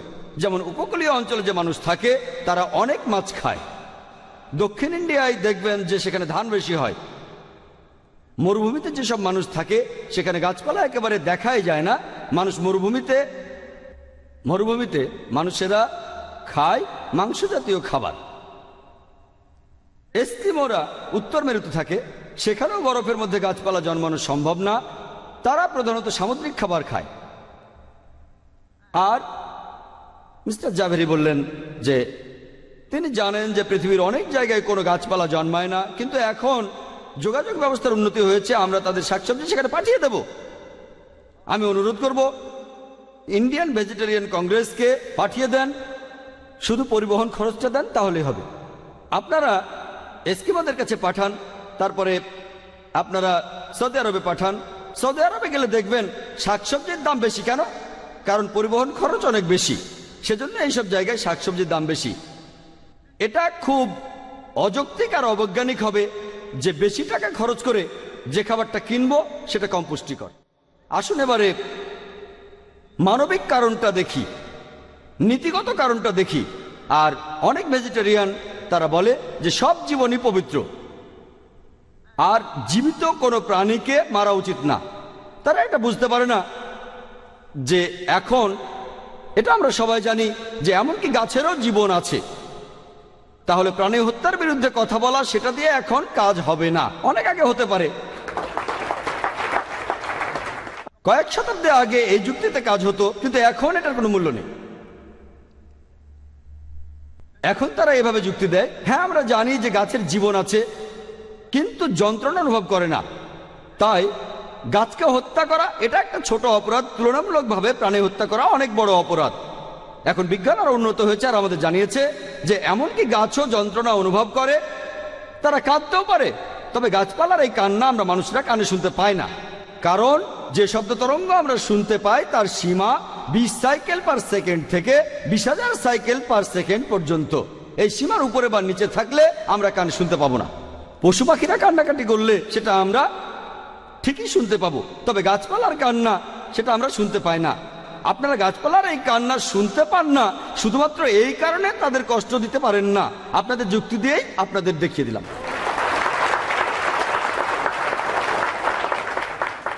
একবার একজন আইডিওলজিক্যাল ভেজিটেরিয়ান আমার কাছে এসে বলেছিল যে ভাই জাকির, আমি জানি যে গাছের জীবন আছে, ব্যথা অনুভব করে, তবে এই গাছপালার দুটো ইন্দ্রিয় কম থাকে, পশুদের ইন্দ্রিয় বেশি থাকে। আচ্ছা, তর্কের খাতিরে এটা মেনে নিলাম। এখন আপনাকে একটা প্রশ্ন করি যে ধরেন আপনার ভাই জন্ম থেকেই বোবা আর কালা, শুনতে পারে না, বলতেও পারে না, দুটো ইন্দ্রিয় কম। তারপর সে বড় হলো, একদিন একজন লোক তাকে মেরে ফেললো। আপনি কি তখন জাজকে গিয়ে বলবেন, ও মি লর্ড, এই হত্যাকারীকে কম শাস্তি দেন কারণ আমার ভাইয়ের দুটো ইন্দ্রিয় কম ছিল? সত্যি বলতে আপনি তো বলবেন, উসনে তো মাসুমকে মারা হয়, সে একজন নিষ্পাপকে মেরেছে, তাকে অনেক বড় শাস্তি দেন। আপনারা যদি ভালো করে দেখেন যে ইসলাম ধর্মে জীবজগতের কথা বলা হয়েছে, আর তারা দুই প্রকার, প্রধানত প্রকারভেদটা দুই প্রকার। মানুষ জাতি সেটা এক প্রকার, মানুষ বাদে অন্যান্য জীব সেটা আরেক প্রকার। মানুষ জাতির কাউকে হত্যা করার কথা যদি বলা হয়, পবিত্র কোরআনে সূরা মাইদার 32 নম্বর আয়াতে উল্লেখ করা হয়েছে, যদি কোনো মানুষ, কোনো লোক অন্য মানুষকে হত্যা করে, আর যদি সেটা নরহত্যা বা কোনো ধ্বংসাত্মক কাজের জন্য না হয়, তাহলে সে যেন পুরো মানুষ জাতিকেই হত্যা করলো। আর যদি কেউ অন্য মানুষের জীবন বাঁচায়, তাহলে সে যেন পুরো মানুষ জাতিকেই বাঁচালো। যদি কেউ অন্য মানুষকে হত্যা করে, হোক মুসলিম বা অমুসলিম, যদি সেটা নরহত্যা বা ধ্বংসাত্মক কাজের অপরাধে না হয়, কোরআন বলছে সে পুরো মানুষ জাতিকেই হত্যা করলো। যদি কোনো মানুষকে বাঁচান, তাহলে আপনি পুরো মানুষ জাতিকে বাঁচালেন। মানুষ বাদে অন্যান্য জীবজন্তুর কথা যদি বলতে হয়, মানুষ বিনা কারণে তাদের কোনো ক্ষতি করবে না, বিনা কারণে তাদের হত্যা করবে না, খেলার ছলে, মজা করে বা টার্গেট প্র্যাকটিসের জন্য। তবে সেটা যদি হয় নিরাপত্তার জন্য, জীবন বাঁচানোর জন্য, তাহলে বাধা দিতে পারেন, এমনকি মেরেও ফেলতে পারেন। অথবা যদি আপনি হালাল খাবার খেতে চান, তবে নিছক আনন্দের জন্য পশু পাখি হত্যা করা উচিত না। যদি এটা মেনেও নেই যে গাছপালা তারা নিচু জাতের জীব, মানুষের তুলনায় নিচু পর্যায়ের জীব। যদি আপনি একটা প্রাণীর জীবন কেড়ে নেন, গড়ে হিসাব করলে সেটা প্রায় 100 জন মানুষ খেতে পারবে। এই মানুষকে শাকসবজি খাওয়াতে চাইলে 100-এরও বেশি গাছপালা মারতে হবে। তাহলে কোনটা ভালো হবে? মাত্র একটা প্রাণীকে হত্যা করা ভালো হবে, নাকি 100টা গাছপালাকে হত্যা করা? এখানে কোনটা বড় পাপ? 100 জন বিকলাঙ্গ মানুষকে হত্যা করাটা কি বড় অপরাধ, নাকি একজন সুস্থ মানুষকে মারা? কোনটা বড় অপরাধ? আপনারা নিজেরাই ভেবে দেখেন। একটা ভেজিটেরিয়ান সোসাইটি আছে যেটার নাম হলো world Foundation on Reverence for All life. Mister Jhaveri বেশিরভাগ উদ্ধৃতি দিয়েছেন এই বই থেকে। এটা ছাড়া এই বইগুলো থেকেও বেশিরভাগই, প্রায় সবগুলোই। এই ফাউন্ডেশনটার নাম হচ্ছে World Foundation on Reverence for All Life. ব্র্যাকেটে লিখে দিতে পারতো শুধু গাছপালার জীবন বাদে। এখানে বলা হয়েছে সব সৃষ্টি আসলে একটা পরিবার, সবার জীবনই পবিত্র। এদের আদর্শটা কোন ধরনের আদর্শ? পরিবারের একটা সদস্যকে হত্যা করার অনুমতি দিচ্ছেন, কিন্তু অন্য সদস্যদের হত্যা করার অনুমতি দিচ্ছেন না। এটা অযৌক্তিক, অবৈজ্ঞানিক। আমেরিকাতে ভেজিটেরিয়ান সোসাইটি আছে যারা ছেলে মেয়েদের কসাইখানায় নিয়ে যায়, তাদেরকে জবাই করার দৃশ্য দেখানো হয়, তারপর তাদের ভেজিটেরিয়ান বানানো হয়। ব্যাপারটা অনেকটা এরকম যে ডাক্তার ছোট ছোট মেয়েদের সন্তান প্রসবের সময়কালীন যন্ত্রণা দেখালো আর তারপর বলল, এজন্যই তোমরা কখনো বিয়ে করবে না আর সন্তান জন্ম দেবে না। এভাবে কাউকে প্রভাবিত করাটা একেবারে অনৈতিক, আনএথিক্যাল, অনৈতিক। আমরা আমাদের সন্তানদের শেখাবো যে খাবারের জন্য আমরা যখন গাছপালা বড় করছি তখন পশু পাখিও পালন করতে পারবো না। কেন? সব জীবনই পবিত্র।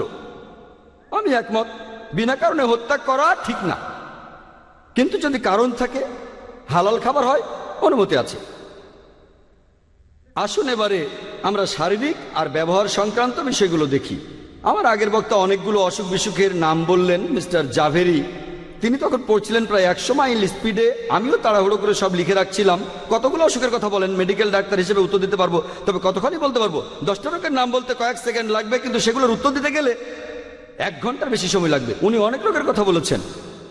আমি শুধু আপনাদের বলবো আসল বইগুলো পড়ুন, আসল বইগুলো, রিসার্চগুলো না, যেগুলো লিখেছেন বিভিন্ন আইডিওলজিক্যাল ভেজিটেরিয়ান। বেশিরভাগ উত্তরগুলোই পাবেন মেডিকেল বইগুলোতে। তৃণভোজী আর মাংসাশী প্রাণীদের শারীরিক গঠন সম্পর্কে উনি ঠিকই বলেছেন। যদি তৃণভোজী প্রাণীদের দাঁতগুলো দেখেন, গরু, ছাগল, ভেড়া, তাদের দাঁতগুলো সব সমান থাকে, তারা শুধু শাকসবজি খায়। যদি মাংসাশী প্রাণীদের দাঁতগুলো ভালো করে দেখেন, সিংহ, বাঘ, চিতাবাঘ, তাদের দাঁতগুলো সব সূচালো থাকে, তারা শুধুমাত্র মাংস খায়, ননভেজ খাবার খায় না, শুধু মাংস খায়। তাদেরকে ননভেজ বলা হয় না, বলা হয় কার্নিভোরাস বা মাংসাশী। এই হচ্ছে ননভেজ আর মাংসাশী প্রাণীদের পার্থক্য। ননভেজ মানে সে হলো বহুভোজী। কিন্তু যদি আমরা আমাদের দাঁতগুলো ভালো করে দেখি, আমাদের সমান দাঁত আছে, আবার সূচালো দাঁতও আছে। যদি আল্লাহ তাআলা এটা চাইতেন যে আমরা শুধু শাকসবজি খাবো, তাহলে আমাদেরকে এই সূচালো দাঁত কেন দিলেন? কি জন্য? আর তিনি বললেন এই দাঁত নাকি কুকুরের দাঁতের মতো না, এটা বানরের দাঁতের মতো। উনি হয়তো এই বৈজ্ঞানিক তথ্যটা জানেন না যে সূচালো অর্থাৎ ক্যানাইন, এটা এসেছে ল্যাটিন শব্দ ক্যানিস থেকে, ল্যাটিন শব্দ যার অর্থ কুকুরের মতো। আর ক্যানাইন মানে ক্যানিডা প্রজাতির পশুদের মতো, যেমন নেকড়ে, কুকুর ইত্যাদি। বিজ্ঞানীরা নাম দিয়েছেন ক্যানাইন, অর্থ কুকুরের দাঁতের মতো। আর মিস্টার জাভেরি বললেন এটা কুকুরের দাঁতের মতো না, এটা নাকি বানর বা শিম্পাঞ্জির দাঁতের মতো, বানরের মতো। আমি ওনার কথা মেনে নিয়েই আমার বক্তব্যকে প্রমাণিত করব, আর ওনার বক্তব্য ভুল প্রমাণ করব। যদি আমি মেনেও নেই যে এই দাঁতগুলো আসলে বানরের দাঁতের মতো, আপনারা কি জানেন বানরও ননভেজ খায়? বানররা উকুন খায়।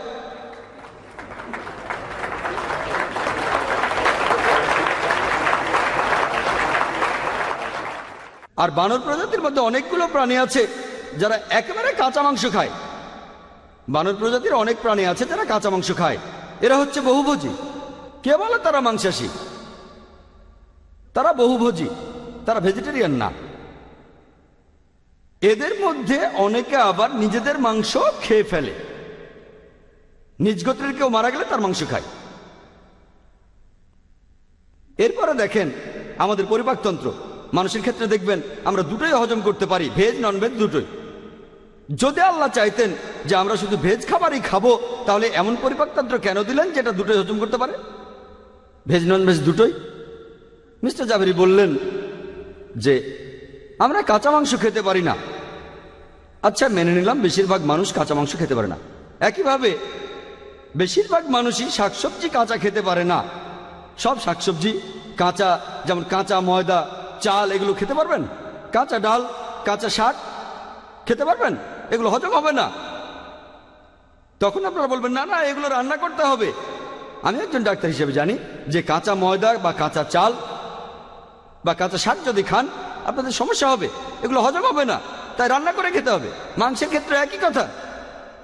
আমরা ননভেজ যারা, এগুলো রান্না করে খাই যাতে হজম করতে পারি।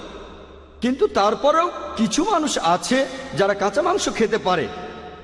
মিস্টার জাভেরি তখন বললেন এস্কিমোদের কথা। তিনি হয়তো এই শব্দটার অর্থ জানেন না। এই এস্কিমো শব্দটার অর্থ যদি জানতেন, এটার অর্থ যে মানুষ কাঁচা মাংস খায়। তাহলে এমন কিছু মানুষ আছে যারা কাঁচা মাংসও খায়, অভ্যাস হয়ে গেছে।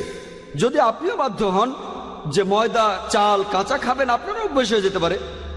তবে বেশিরভাগ মানুষ কিছু কিছু শাকসবজি হজম করতে পারে না। তার মানে এই না যে আপনি ভাত খাবেন না, আপনি রুটি খাবেন না, আপনি ডাঁটা শাক, পুঁই শাক খাবেন না। তৃণভোজী প্রাণীদের শরীরে একটা এনজাইম আছে যার নাম সেলুলোজ এনজাইম। আর সব ধরনের শাকসবজির মধ্যেই সেলুলোজ আছে। তৃণভোজীদের শরীরের এই সেলুলোজ এনজাইমের কারণে তারা এই শাকসবজি হজম করতে পারে। আমরা মানুষরা, আমাদের শরীরে সেলুলোজ এনজাইম নেই, সেজন্য আমরা যে শাকসবজি খাই সেখানকার সেলুলোজ অংশটা, সেটা আমাদের হজম হয় না। সেটাকে আপনারা বলছেন ফাইবার, এটা হজম হয় না। এর বদলে দেখবেন অন্য বেশ কিছু এনজাইম আছে, যেমন লাইপেজ, ট্রিপসেস, টিমোট্রিপসেস। আমাদের এইসব এনজাইম দিয়ে আমরা নন ভেজ হজম করতে পারি। যদি আল্লাহ চাইতেন যে আমরা মাংস জাতীয় খাবার খেতে পারবো না, তাহলে এই এনজাইমগুলো দিলেন কেন?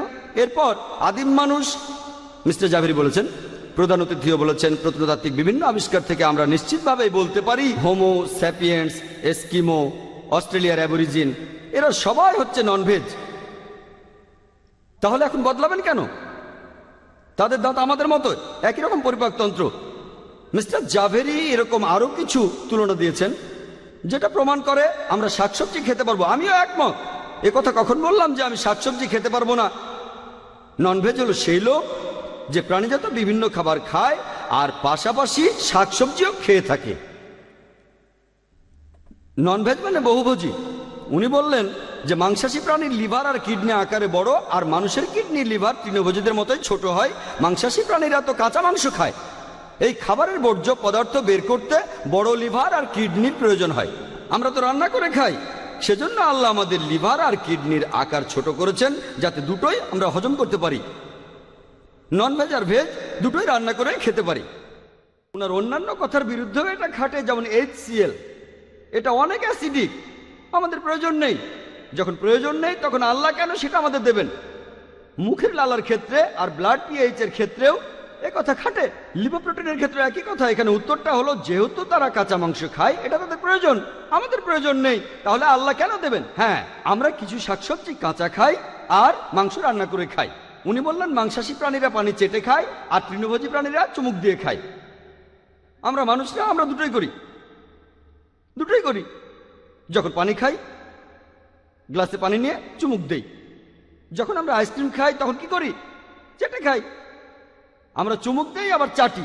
ব্যাপারটা নির্ভর করে আমরা কোন খাবারটা খাচ্ছি সেটার উপরে। আমরা চাও চেটে খেতে পারি না যে তা নয়, কিন্তু সময় নষ্ট করবো কেন? এভাবে তো সময় বেশি লাগবে। একইভাবে অন্য পয়েন্টগুলো নিয়েও বলতে পারি আমি। আমাদের দাঁতগুলো কাছাকাছি থাকে, এর কারণ আমরা শাকসবজিও খাই। যদি আল্লাহ চাইতেন যে আমরা শাকসবজি খাবো না, তাহলে আমাদের দাঁতগুলো দূরে দূরে থাকতো। তিনি দুটোই খেতে বলেছেন, ভেজ আর নন ভেজ খাবার দুটোই। পবিত্র কোরআনে এমন অনেক আয়াত আছে যেখানে অনেক ফলের কথা বলা হয়েছে, ডালিমের কথা বলা হয়েছে, শাকসবজি, খেজুরের কথা বলা হয়েছে ইত্যাদি। এগুলো আমরা খাবো। অনেক ভেজিটেরিয়ানই বলেন যে গাছপালা ডাল কেটে ফেললে সেটা আবার গজায়, সেজন্য আমরা গাছপালা মেরে ফেলি না। এমন অনেক কিছু গাছ আছে, সব গাছ এরকম না, কিছু গাছ আছে ডাল কেটে ফেললে আবার ডাল গজায়। এটাই যদি যুক্তি হয়ে থাকে যে ডাল কেটে ফেললে সেটা আবার গজায়, আপনারা জানেন গিরগিটির লেজ কেটে ফেললে সেটা আবার গজায়। আপনারা কি গিরগিটির লেজ খাবেন? এটা অনেকেই খায়। অস্ট্রেলিয়ায় দেখবেন সেখানকার অ্যাবরিজিনরা খাওয়ার জন্য গিরগিটি পালন করে। আপনারা কি গিরগিটির লেজ খাবেন? এর উত্তর হবে না। আমি এখন কি করছি জানেন? একজন উকিলের মতো কাজ করছি। এসব কথা বলতে আমার আসলে লজ্জা লাগছে, তবে আমাকে বলতেই হবে, কারণ এটা একটা বিতর্ক। আমি এখানে এসেছি যাতে বন্ধুত্বপূর্ণভাবে আমরা একে অন্যকে ভালোভাবে বুঝাতে পারি। তবে যুক্তি আর বিজ্ঞান দিয়ে বলার পাশাপাশি আমাকে একজন উকিলের মতো কথা বলতে হচ্ছে, কারণ মিস্টার জাভেরি যেসব যুক্তি দেখিয়েছেন, যে সম্পর্কে কিছু জানে সেও এটা বলতে পারবে, কিন্তু সাধারণ মানুষ এ ব্যাপারে খুব কম জানে, অনেকে তো জানেই না। সেজন্য এই যুক্তিগুলো অনেক মানুষই মেনে নেবে, অনেকেই মেনে নেবে। তার বলা যুক্তিগুলো সব এই বইগুলোতেই আছে, যেমন মিট ইটিং 100 ফ্যাক্টস লিখেছেন নেমিচাঁদ, প্রকাশ করেছেন জৈন অর্গানাইজেশন আর ইন্ডিয়ান ভেজিটেরিয়ান কংগ্রেস। এখানে এই বইগুলো আমাকে দিয়েছেন mister Jhaveri. 100 facts about egg, vegetarian or non vegetarian. এখানে যে যুক্তিগুলো দেওয়া হয়েছে তার সবগুলোই ভুল প্রমাণ করা যায়। এমন কিছু রোগ আছে যেগুলো মাংস খেলে হয়, সেগুলো প্রতিরোধ করা যায়। আসুন এবারে দেখি ব্যবহার সম্পর্কিত দিকগুলো। উনি এখানে যুক্তি দেখালেন আমরা যে খাবার খাই সেটা আমাদের ব্যবহারকে প্রভাবিত করে। আমিও কিছুটা মেনে নিলাম, যে খাবার খাই সেটা আমাদের ব্যবহারকে প্রভাবিত করে। আর সেজন্যই মুসলিমরা আমরা তৃণভোজী প্রাণীদের মাংস খাই, যেমন ছাগল, ভেড়া, যারা খুব শান্ত আর শান্তিকামী। আমরাও শান্ত আর শান্তিকামী। আমরা মাংসাশী প্রাণীদের মাংস খাই না, যেমন বাঘ, সিংহ, কুকুর, শূকর ইত্যাদি। আর নবীজি পরিষ্কার করে বলেছেন এইসব প্রাণীর মাংস হারাম। আমরা খুব শান্তিকামী মানুষ, সেজন্য সেসব পশুর মাংস খাই যারা শান্তিকামী। এবারে পাল্টা যুক্তি দিয়ে বলি, আপনারা শাকসবজি খান আর শাকসবজির মতো ব্যবহার করেন, অর্থাৎ ইন্দ্রিয়গুলোকে দমন করে রাখেন। নিচু জাতের প্রাণী। বৈজ্ঞানিকভাবে কথাটা ভুল। আমি এখন উকিলের মতো কথা বলছি, এভাবে বলতে আমারও বেশ লজ্জা লাগছে একজন ডাক্তার হিসেবে। এটা সত্যি না যে শাকসবজি খেলে শাকসবজির মতো ব্যবহার করবেন, তবে আমি এখানে ওনার মতো করে যুক্তি দেখাচ্ছি। আপনারা শাকসবজি খান, শাকসবজির মতো ব্যবহার করেন, দুর্বল, চুপচাপ, নড়াচড়া করতে পারেন না। আমি দুঃখিত, আমি ক্ষমা চাচ্ছি। আমি আসলে এভাবে কথা বলছি ওনার কথার উত্তরে। কোনো ভেজিটেরিয়ান মনে কষ্ট পেলে আমি ক্ষমা চেয়ে নিচ্ছি। কথাটা বৈজ্ঞানিকভাবে সত্যি না। আমি ওনার কথার উত্তরে শুধু এভাবে বললাম। এরপরে উনি অনেক বিখ্যাত মানুষদের নাম বললেন, যেমন মহাত্মা গান্ধী। আমি মহাত্মা গান্ধীকে শ্রদ্ধা করি, কারণ তিনি কিছু ভালো কাজ করেছেন ইন্ডিয়ার জন্য, মানুষের জন্য। কিন্তু যদি বলেন যে মহাত্মা গান্ধী তিনি ভেজিটেবলস খেতেন বলে শান্তিকামী ছিলেন, তাহলে আপনারা শান্তিতে নোবেল পুরস্কার বিজয়ীদের তালিকাটা ভালো করে দেখেন, প্রায় সবাই, তাদের বেশিরভাগই হলেন non vegetarian. Menachem Begin non veg, Yasser Arafat non veg, Anwar Sadat non veg, Mother Teresa non veg. Mother Teresa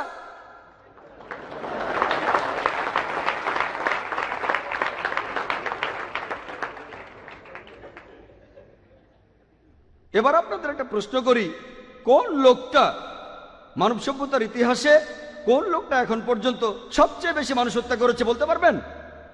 Hitler, Adolf Hitler. এই হিটলার 60 লক্ষ ইহুদি মেরেছিল। সে কি ভেজ ছিল না নন ভেজ? ভেজিটেরিয়ান।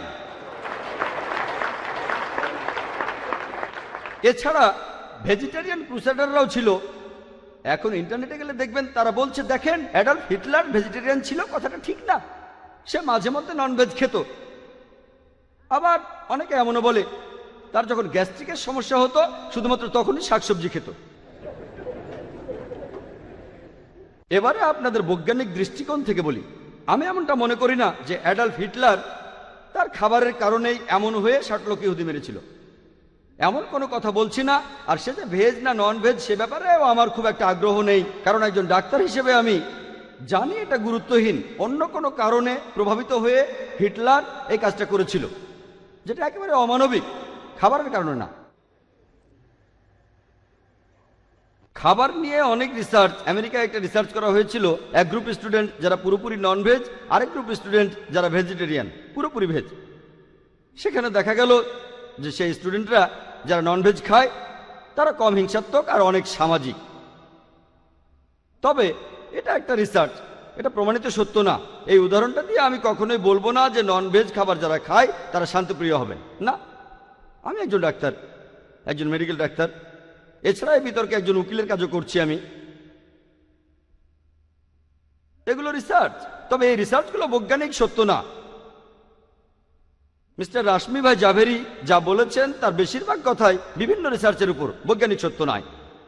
এমন কোনো মেডিকেল পাঠ্য বই পাবেন না যেটা বলছে যে নন ভেজ খাবার নিষিদ্ধ করে দেওয়া উচিত, একটাও পাবেন না।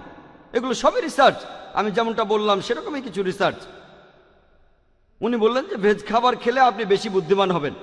তারপর উনি অনেক নাম বললেন, অ্যালবার্ট আইনস্টাইন, আইজ্যাক নিউটন ইত্যাদি ইত্যাদি। যদি আপনি শান্তিতে যারা নোবেল জিতেছে তাদের দেখেন বেশিরভাগই নন ভেজ, বেশিরভাগ।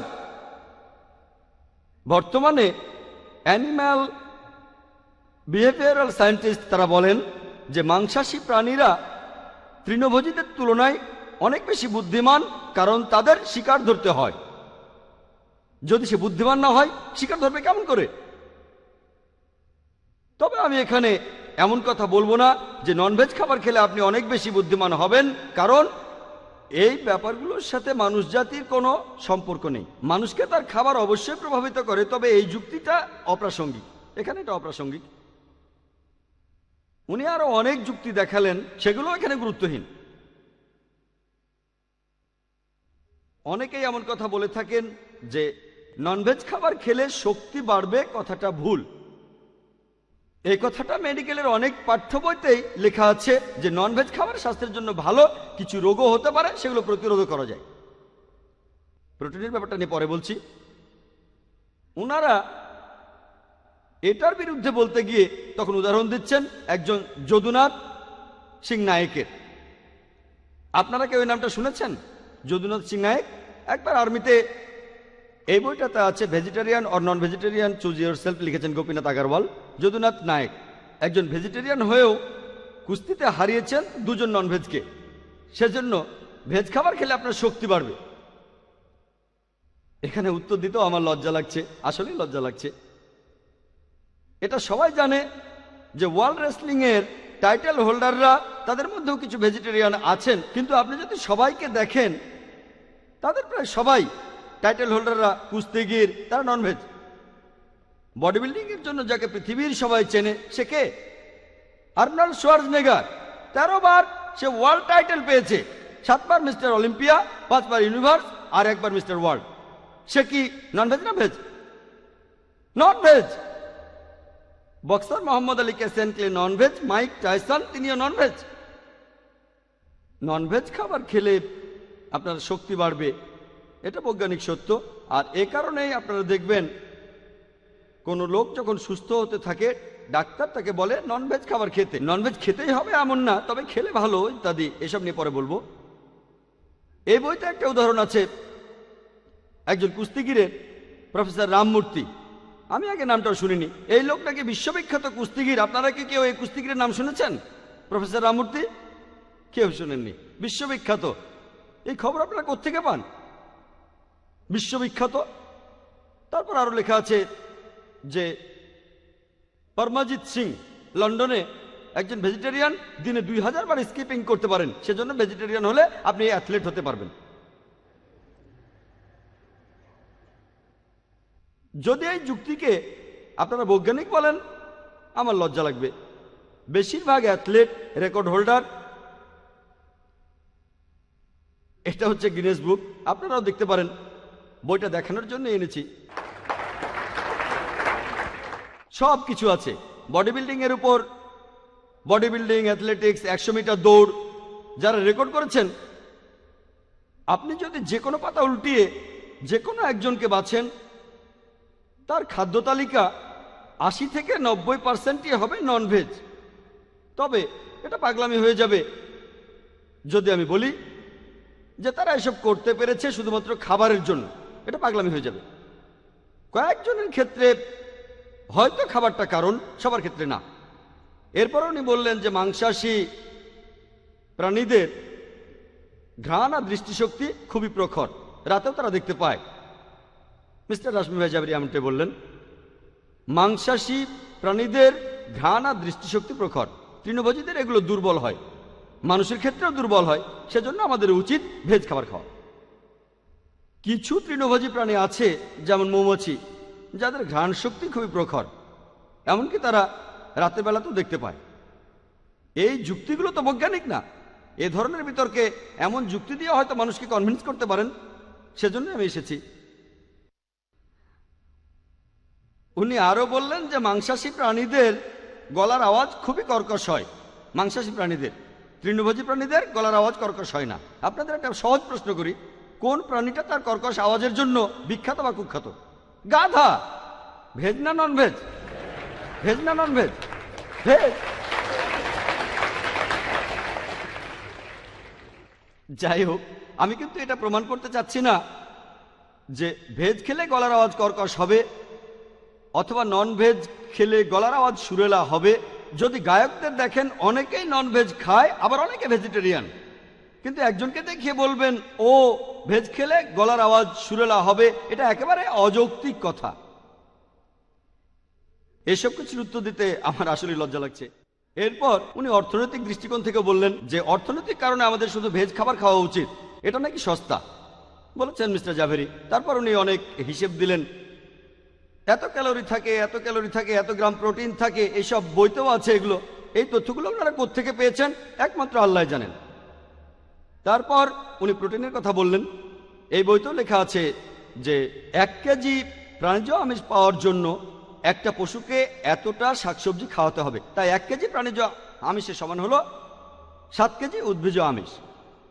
তাহলে মাংসে 1 কেজি প্রোটিনের জন্য আপনি তখন খরচ করছেন 7 কেজি উদ্ভিজ আমিষ। সেজন্য শাকসবজি অনেক সস্তা। ওনারা কিভাবে হিসেবটা পেলেন আমি মেডিকেল ডাক্তার হয়েও সেটা বুঝতে পারছি না। এত কেজি খাবার না এত কেজি প্রোটিন। আর যদি আমি একমত হয়ে যাচ্ছে মেনে নিলাম, যখন তর্কের খাতিরে বলছেন 2 + 2 = 5, আমি মেনে নিয়ে আপনাকে বলবো এই নেন 2 টাকা, আরো 2 টাকা, এবার 5 টাকা দেন। এই যে 2000 টাকা, আরো 2000 টাকা, এবার 5000 টাকা দেন। একইভাবে আমি হিসেবগুলো সব মেনে নিলাম। তারপর আমি বলি যে এই ভেজদের উচিত আমাদের নন ভেজদের ধন্যবাদ দেয়া। কেন জানেন? কারণ আমরা যদি এই পশুদের না মারতাম, হয়তো সেটা আরো 5-10 বছর বাঁচত, আর সেই সময়ে সেই পশুটা প্রায় 7-8 জন মানুষের প্রয়োজনীয় শাকসবজি সব খেয়ে শেষ করে ফেলত। আমাদের ধন্যবাদ দেবেন, কারণ আমরা এই পশুদের খেয়ে আপনাদের শাকসবজি বাঁচিয়ে দিয়েছি। এরপর উনি আরো কিছু হিসেব করে দেখালেন, কোত্থেকে পেয়েছেন আমি জানি না। 1:14, যে পশুচারণ ক্ষেত্রে আমরা যদি শাকসবজি চাষ করি তাহলে আরো 14 গুণ বেশি লোক খেতে পারবে। এছাড়াও উনি বলেছেন যে 1 টন মাংস প্রস্তুত করতে যে পরিমাণ জমি লাগে, সেখানে শাকসবজি লাগালে খাওয়াতে পারবেন 5টা পরিবারকে।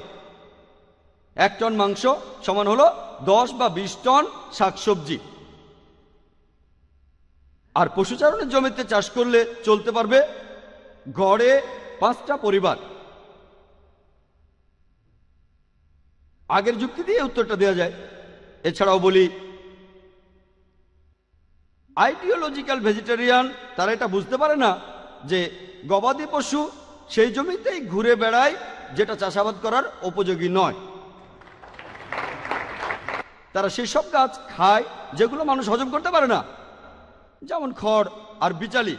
খড় খায়, তারা এমন গাছ খায় না যেটা মানুষ হজম করতে পারে। হ্যাঁ, সেগুলো খেতে পারে, কিন্তু যখনই তারা জমিতে ঢোকে তখনই কৃষক স্বাভাবিকভাবেই তাদের সেখান থেকে তাড়িয়ে দেয়। তাহলে লোকসান বলছেন কেন? এছাড়াও অনেক দেশে অতিরিক্ত শাকসবজি হয়, সেগুলো পশুদের খাওয়ানো হয়। এমন কিছু যাযাবর সম্প্রদায়ের মানুষ আছে যারা তাদের গবাদি পশুদের চারণক্ষেত্র হিসেবে সাধারণত অনুর্বর জমিকে বেছে নেয়। পশুগুলো সেই গাছ খায় যা মানুষ খেতে পারে না, মানুষ পশুগুলোকে খায়। পশুও টিকে থাকে, মানুষও তখন টিকে থাকে। জাতিসংঘের একটা রিপোর্ট অনুযায়ী পৃথিবীতে যে পরিমাণ জমি আছে তার আনুমানিক 23% আমরা অনেক কিছু বানিয়েছি, 23% হলো বন জঙ্গল। 10%-এরও কম জমিতে চাষাবাদ হয়। বাকি যে 45% থাকে তার বেশিরভাগই চাষাবাদের জন্য ব্যবহার করা যায়। সেগুলো কাজে লাগাচ্ছেন না কেন? কেন পশুদের খাবারগুলো কেড়ে নিচ্ছেন? ওদেরও তো জীবন আছে, ওদের বাঁচতে দেন, খেতে দেন, এতে বাধা দিচ্ছেন কেন? আজকে যদি আমরা গবাদি পশু খাওয়া বন্ধ করে দেই তাহলে কি হবে? বুঝতে পারছেন কি হবে? পৃথিবীতে গবাদি পশুর সংখ্যা অনেক বেশি বেড়ে যাবে, অনেক বেড়ে যাবে। আমি এটা জানি যে মানুষেরা তাদের খাবারের জন্য পশুপালন করে, অর্থাৎ নিয়ম মেনে মানুষ এই পশু পাখির সংখ্যা বাড়ায়। ধরেন আমি মেনে নিলাম যে আজ থেকে সব ননভেজ লোকই আর মাংস খাবে না, তাদের খাবারের জন্য পশুদের হত্যা করবে না। তারপরও তাদের সংখ্যা বাড়বে। কেন জানেন? মানুষ গত কয়েকশো বছরে দেখেন আমাদের সংখ্যা বাড়ছে। যতই পরিবার পরিকল্পনা করি না কেন, আমরা যতই জন্ম নিয়ন্ত্রণ করি না কেন, তারপরও আমাদের সংখ্যা বাড়ছে। গবাদি পশুর জন্ম নিয়ন্ত্রণ তো কোনো পদ্ধতিই নেই, আর তারা মানুষের চাইতে বেশি সন্তান প্রসব করে থাকে। 5, 6, 8 মাসে জন্ম দেয়, মানুষের বেশি সময় লাগে। গবাদি পশু দ্রুত বাড়ে।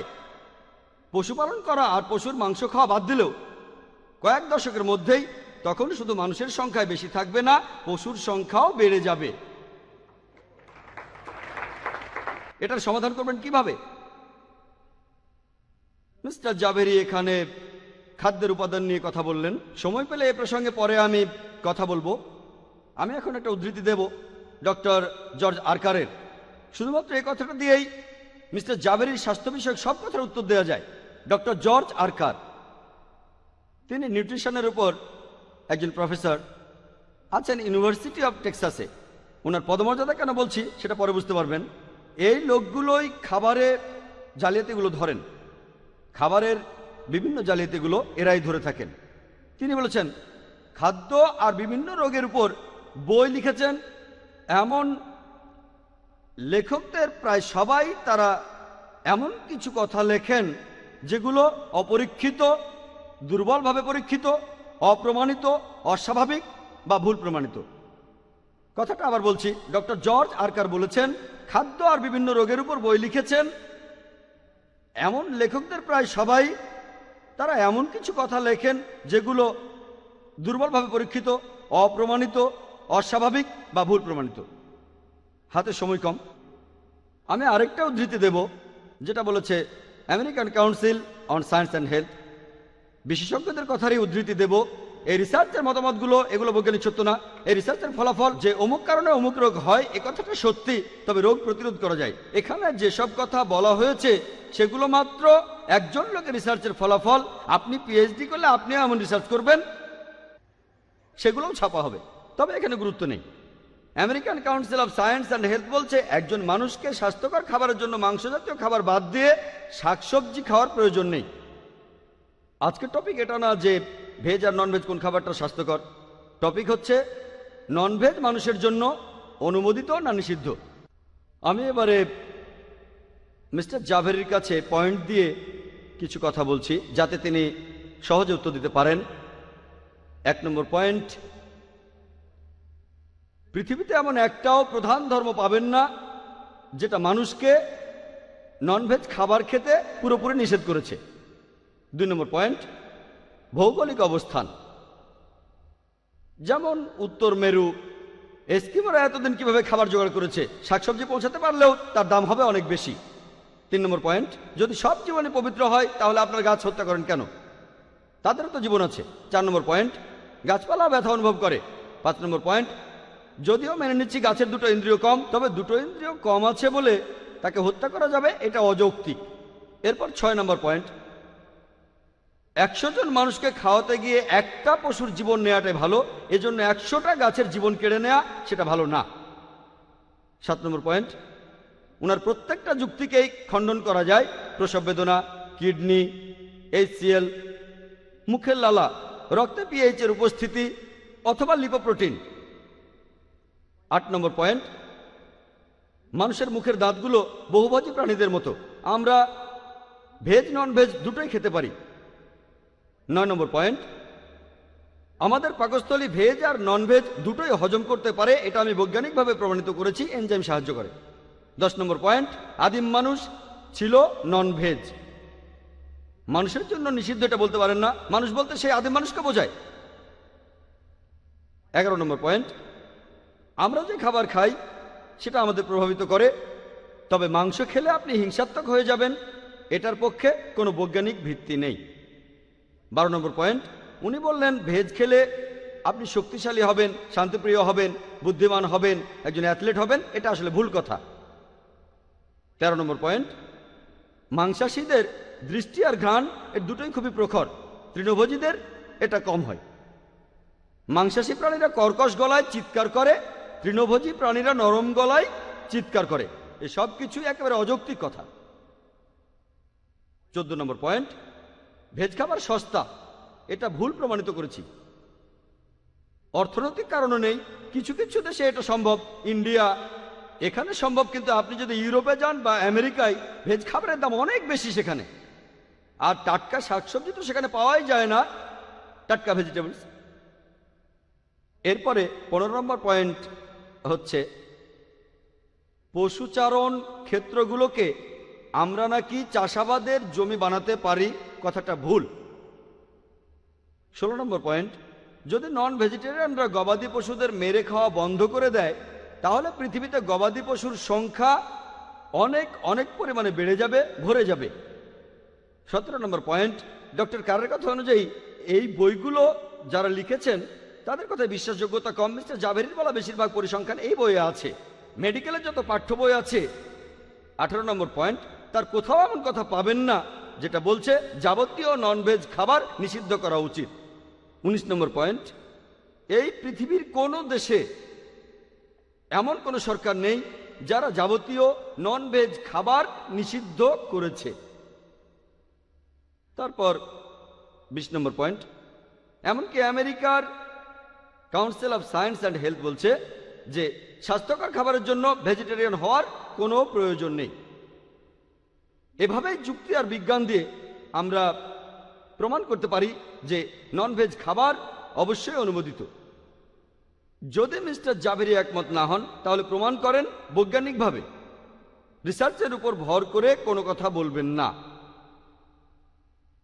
কিন্তু তারপরও যদি মিস্টার রাশমি ভাই জাভেরি আমার বলা 20টা পয়েন্টের উত্তর দিতে না পারেন, তারপরও আমি তাকে ননভেজ হয়ে যাওয়ার পরামর্শ দেব না, কারণ আমি উগ্রপন্থী ননভেজ নই, উগ্রপন্থী নই। উনি যদি এরপরও ভেজিটেরিয়ান থাকতে চান আমার কোনো আপত্তি নেই, তার ব্যক্তিগত ব্যাপার, নিজস্ব পছন্দের ব্যাপার। এক এক মানুষ এক এক খাবার পছন্দ করে, নিজস্ব পছন্দের ব্যাপার। আর আমি আপনাদের আরেকটা কথা বলতে চাই যে ভেজিটেরিয়ানরা, আইডিওলজিক্যাল ভেজিটেরিয়ানরা অনেক মিথ্যে খবর প্রচার করে যে এই খাবারের অনেক উপকার, এগুলো তাদের বন্ধ করতে হবে, আর এই বইগুলো বিলি করবেন না, মানুষ ভুল জিনিস শিখবে। আমি পবিত্র কোরআনের একটি উদ্ধৃতি দিয়ে লেকচার শেষ করছি। সূরা নাহলের 125 নম্বর আয়াতে উল্লেখ করা হয়েছে, উদু ইলা সাবিলি রাব্বিকা বিল হিকমা ওয়াল মাউযাতিল হাসনা ওয়াজাদিল বিল্লাতি আহসান। মানুষকে তোমার প্রতিপালকের কথা আহ্বান করো, হিকমত ও সদুপদেশ দ্বারা তাদের সাথে তর্ক করো, আর তাদের যুক্তি দেখাও সবচেয়ে উত্তম ও গ্রহণযোগ্য পন্থায়। ওয়াখির দাওয়ানা আলহামদুলিল্লাহি রাব্বিল আলামিন।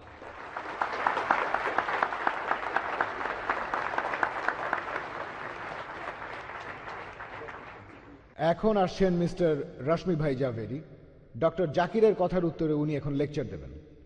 লেডিস অ্যান্ড জেন্টলম্যান, মিস্টার রশ্মি ভাই জাভেরি।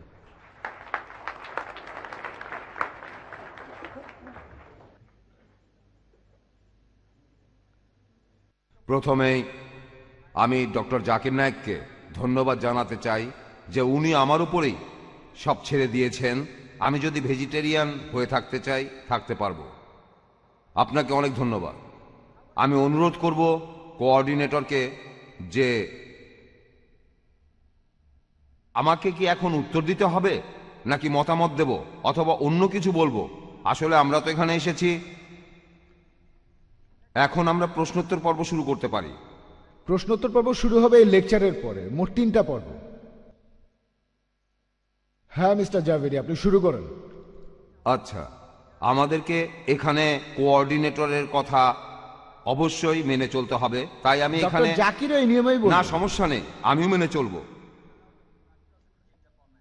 প্রথমেই আমি যে কথা বলবো, এখানে প্রশ্নটা এই না যে কে যুক্তি দিয়ে বলছে কে বলছে না, আর কে কোনটা খাবে সেটাও আসলে তার নিজস্ব পছন্দের ব্যাপার।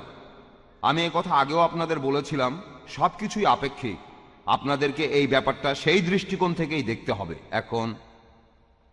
এখন আমি একটা কথার ব্যাপারে প্রতিবাদ জানাবো। ডক্টর জাকিরের বলা কথার প্রতিবাদে যে কোনো ধর্মই ননভেজ খাবারকে নিষিদ্ধ করেনি। আমি একজন বিশেষজ্ঞ, তাই বলতে পারবো কথাটা ঠিক না। আমি এমএ পড়েছি জৈন ধর্মের উপরে। জৈন ধর্ম ননভেজ খাবার নিষিদ্ধ করেছে। প্রভু মহাবীর আর আমাদের 24 জন তীর্থঙ্কর, তারা সবাই ননভেজ খাবারকে নিষিদ্ধ করেছেন। আমি মহাবীরের বেশ কিছু কথা আপনাদের বলেছি। এছাড়াও আমি আপনাদের বলেছি ডক্টর অর্নিশের কথা। তিনি নিজেই এ কথা বলেছেন যে ননভেজ খাবারে থাকে অতিরিক্ত প্রোটিন, কোলেস্টেরল আর স্যাচুরেটেড ফ্যাট। সেজন্যই ডক্টর অর্নিশ বলেছেন সুস্বাস্থ্য নিয়ে শান্তির সাথে বাঁচতে চাইলে আমাদের সবাইকে শাকসবজি জাতীয় খাবারই খেতে হবে। এখন আপনি বললেন যে গাছপালারও জীবন থাকে। এটা শুধুমাত্র স্যার জগদীশচন্দ্র বসুই বলেননি, প্রভু মহাবীর তিনি এই কথা 2500 বছর আগে বলেছেন। শুধু গাছই নয়, বাতাস, পানি, আগুন, ভূত্বকের বিভিন্ন উপাদান সবকিছুরই জীবন আছে। তিনি কখনো এই কথা বলেননি যে তোমরা টিকে থাকার জন্য প্রকৃতির এইসব জীবদের হত্যা করো। তবে তিনি বাস্তববাদীও ছিলেন, তাই তিনি বলেছেন যে যারা পৃথিবীর মোহ ত্যাগ করে জৈন মুনি হতে পারবে না, এই জৈন মুনিরা তারা এমনকি কোনো গাছকেও হত্যা করে না। প্রাণী তো অনেক দূরের কথা, তারা এভাবে খায় না। তারা তাদের খাবার রান্না করে তারপর খায়। এখানে আপনারা বলতে পারেন যে আমরা তাদের জন্য গাছপালা মেরে ফেলি, সেটা আলাদা কথা। তবে প্রভু মহাবীরের কথাগুলো খুবই পরিষ্কার যে আমরা মানুষরা জীবজগতের কারোরই কোনো ক্ষতি করব না, হোক সেটা সচল অথবা অচল। এটা একেবারে স্পষ্ট বলা আছে, আর আমরা সবাই এই কথাটা মেনে চলব। যদি বিকল্প কোনো উপায় থাকে আমরা তাহলে তখন সেই পথে যাব না যেটা আমাদের বাধ্য করে অন্যান্য পশুদের হত্যা করে তাদের মাংস খেতে। আর একটা কথা বলি, আপনি বললেন গাছের কথা। আমি আমার লেকচারে শাকসবজির কথা বলেছিলাম। আপনি বললেন যে একটা গিরগিটির নতুন করে লেজ গজায়, এটা একটা ব্যতিক্রম। গাছের ক্ষেত্রে ফল ছিঁড়ে নেন, আবার ফল হবে। একটা ডাল কেটে ফেলেন, সেখানে আবার ডাল গজাবে। এরকম যুক্তি দেখালে সেটা চলতেই থাকবে। তাই আমাদের বিতর্কটা এভাবে না দেখলেই ভালো। আর মেডিকেল সায়েন্সও বলছে, আর আপনিও বললেন, ডক্টর জাকির বেশ কিছু মেডিকেল পয়েন্ট বলেছেন, আমিও বলেছি। এখন এটা উপস্থিত দর্শক শ্রোতাই বিচার করে বলবেন আমি যেসব বৈজ্ঞানিক কথা বলেছি সেগুলো ঠিক নাকি ওনারটা ঠিক, এটা আপনারাই ঠিক করবেন। আর উনি এই কথাটা বলতে ভুলে গেছেন, কিছু মনে করবেন না, আমি এভাবে বলছি কারণ আপনার সাথে বিতর্ক করছি। মানসিক অবস্থা বলেননি। আমরা যখন পশুর মাংস খাই তখন সেই পশুর প্রবৃত্তিগুলো আমাদের মধ্যে চলে আসে। আপনি যদি এ ব্যাপারে কিছু বলতে চান তাহলে আমাদের বলতে পারেন। এখন অনেক ডাক্তারই কাঁচা শাকসবজি খাওয়ার উপদেশ দেন। আমি রান্নার কথা বলছি, বেশিরভাগ ডাক্তারই কাঁচা শাকসবজি খাওয়ার উপদেশ দেন। যেসব শাকসবজি অথবা সিরিয়াল আমরা কাঁচা খেতে পারি না সেগুলো রান্না করে খাবো। ব্যাপারটা আসলে এরকম। আর ইন্ডিয়ান ভেজিটেরিয়ান কংগ্রেসে আমরা যখনই কোনো কনফারেন্স করি সেখানে বেশিরভাগ খাবারই থাকে কাঁচা। এগুলো বেশি স্বাস্থ্যকর আমাদের সবার জন্য। বইগুলো সম্পর্কে বলি, বইগুলো আমি আপনাকে দেইনি, ডক্টর নায়েককে এই বইগুলো আসলে দিয়েছেন মিস্টার সালেচা। ঠিক আছে, ব্যাপারটা আসলে অতটা গুরুত্বপূর্ণ না। এখন আপনাদের আরেকটা কথা বলবো যে আপনারা সত্যটাকে বদলাতে পারবেন না, হাততালিতেই সব বদলে যায় না। আপনারা যদি আমার কথা পছন্দ করেন তাহলে হাততালি দিতে পারেন, অপর বক্তার কথা যদি পছন্দ করেন সেখানেও হাততালি দিতে পারেন। তবে আমি বিশ্বাস করি যে কিছু কথা আপনার ভালো লাগলো আর জোরে হাততালি দিলেন, তাতে সত্যটা বদলে যাবে না। আর আমি এখানে একটা বইয়ের কথা বলবো। বইটা লিখেছেন ডক্টর দীপক চোপড়া। তিনি আরো অনেক বই লিখেছেন। তিনি ডাক্তারি প্র্যাকটিস করেন, মানুষের চিকিৎসা করেন, ডক্টর ডিন অর্নিশের মতোই। তিনিও অনেক গবেষণা করেছেন। তারপর তিনি এমন একটা সিদ্ধান্তে এসেছেন, আমরা যা খাই সেগুলো আমাদের উপর অনেক প্রভাব ফেলে, মানসিকতার উপরে, শারীরিক অবস্থার উপরে। আমাদের খাদ্য আমাদের প্রভাবিত করে, আর আমাদের বেশিরভাগ শারীরিক আর মানসিক অসুস্থতার পেছনে কারণ হলো এইসব মাংস জাতীয় খাবার। সেই জন্যই এই খাদ্য নিষিদ্ধ। এটা বলা অযৌক্তিক হবে যে পশু পাখিদের মেরে আপনারা ভেজিটেরিয়ানদের সাহায্য করছেন। পশু পাখির সংখ্যা নিয়ে আমাদের ভাবতে হবে না, প্রকৃতি সবকিছুর ভারসাম্য ঠিক রাখবে। কারণ আপনারা মাংস খাওয়ার জন্য পশু পাখি পালছেন, সেজন্যই তাদের সংখ্যা বেশি। আর সেই জন্যই এটা হচ্ছে। এমনটা না করলে জঙ্গলগুলো দেখেন, সব জায়গাতে প্রকৃতির নিয়ম চালু আছে, প্রকৃতি ভারসাম্য ঠিক করে রাখবে, সেটা নিয়ে আমাদের ভাবতে হবে না। এবারে ইতিহাসের ব্যাপারে বলি। মিস্টার ত্রিবেদী শুরুতে বলেছিলেন, ডক্টর জাকিরও বলেছেন। আমি আপনাদের জৈন ধর্মের ঐতিহাসিক দৃষ্টিকোণ থেকে বলতে পারি যে আমাদের ধর্মগ্রন্থগুলোতে একথা পরিষ্কারভাবে বলা আছে যে আগেকার দিনে প্রাগৈতিহাসিক সময়ে তখন যেসব মানুষ এই পৃথিবীতে ছিল তারা গাছের নিচে থাকতো আর গাছ থেকে তাদের সব চাহিদা পূরণ করত। বন্ধুরা, আমার হাতে আরো সময় আছে, কিন্তু আমি ব্যক্তিগতভাবে মনে করি আমাদের কোনো বিতর্কে যাওয়ার দরকার নেই। আমি তার বদলে এখন দর্শক শ্রোতাদের বিভিন্ন প্রশ্নের উত্তর দিতে চাই, ব্যাখ্যা করতে চাই। ধন্যবাদ।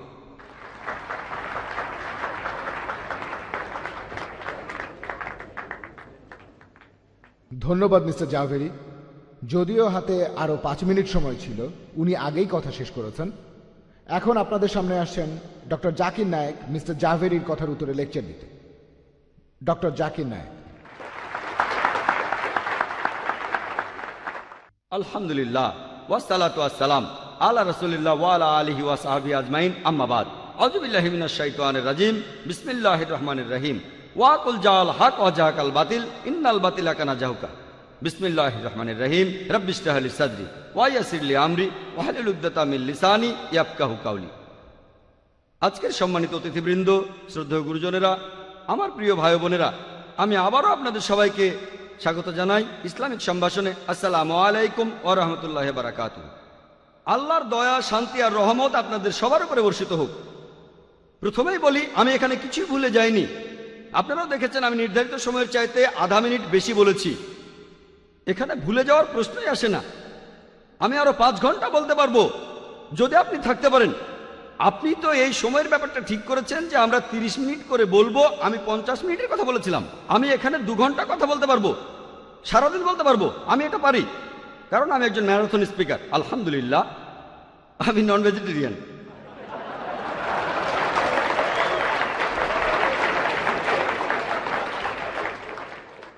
মিস্টার জাভেরির মতে আমি নাকি বলেছি কোন ধর্মই ননভেজকে নিষিদ্ধ করেনি। আমি কোন ধর্মের কথাটা বলিনি, বলেছি কোন প্রধান ধর্মই।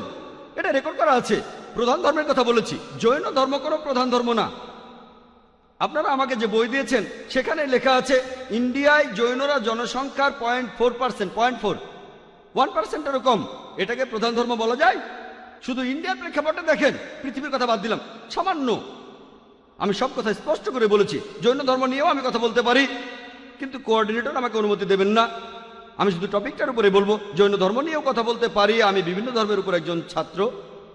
এক্সকিউজ মি ভাই, লেকচারের মধ্যে কথা বলবেন না। ভাই বলছেন আমি নাকি এমনটা বলিনি। আপনারা ভিডিও ক্যাসেটটা চালিয়ে দেখতে পারেন।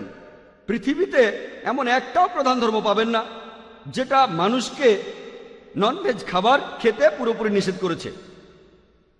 ভিডিও ক্যাসেটটাতে দেখবেন। প্রশ্নোত্তরের সময় বলবেন। প্লিজ বিরক্ত হবেন না, ভেজ খাবার তো আপনাকে সংযমী বানাবে। মিস্টার রাশমি ভাই জাভেরি বললেন আমি নাকি পশুর প্রবৃত্তি নিয়ে কোনো কথা বলিনি। আমি ব্যাপারে বলেছি, আপনি বোধহয় খেয়াল করেননি। বলেছি আমরা ছাগল ভেড়ার মতো শান্ত প্রাণী খাই, সেজন্য আমরা শান্তিপ্রিয়। তাই আমি আপনাদের সামনে কথা বলতে এসে প্রথমেই বলি সবার উপর শান্তি বর্ষিত হোক।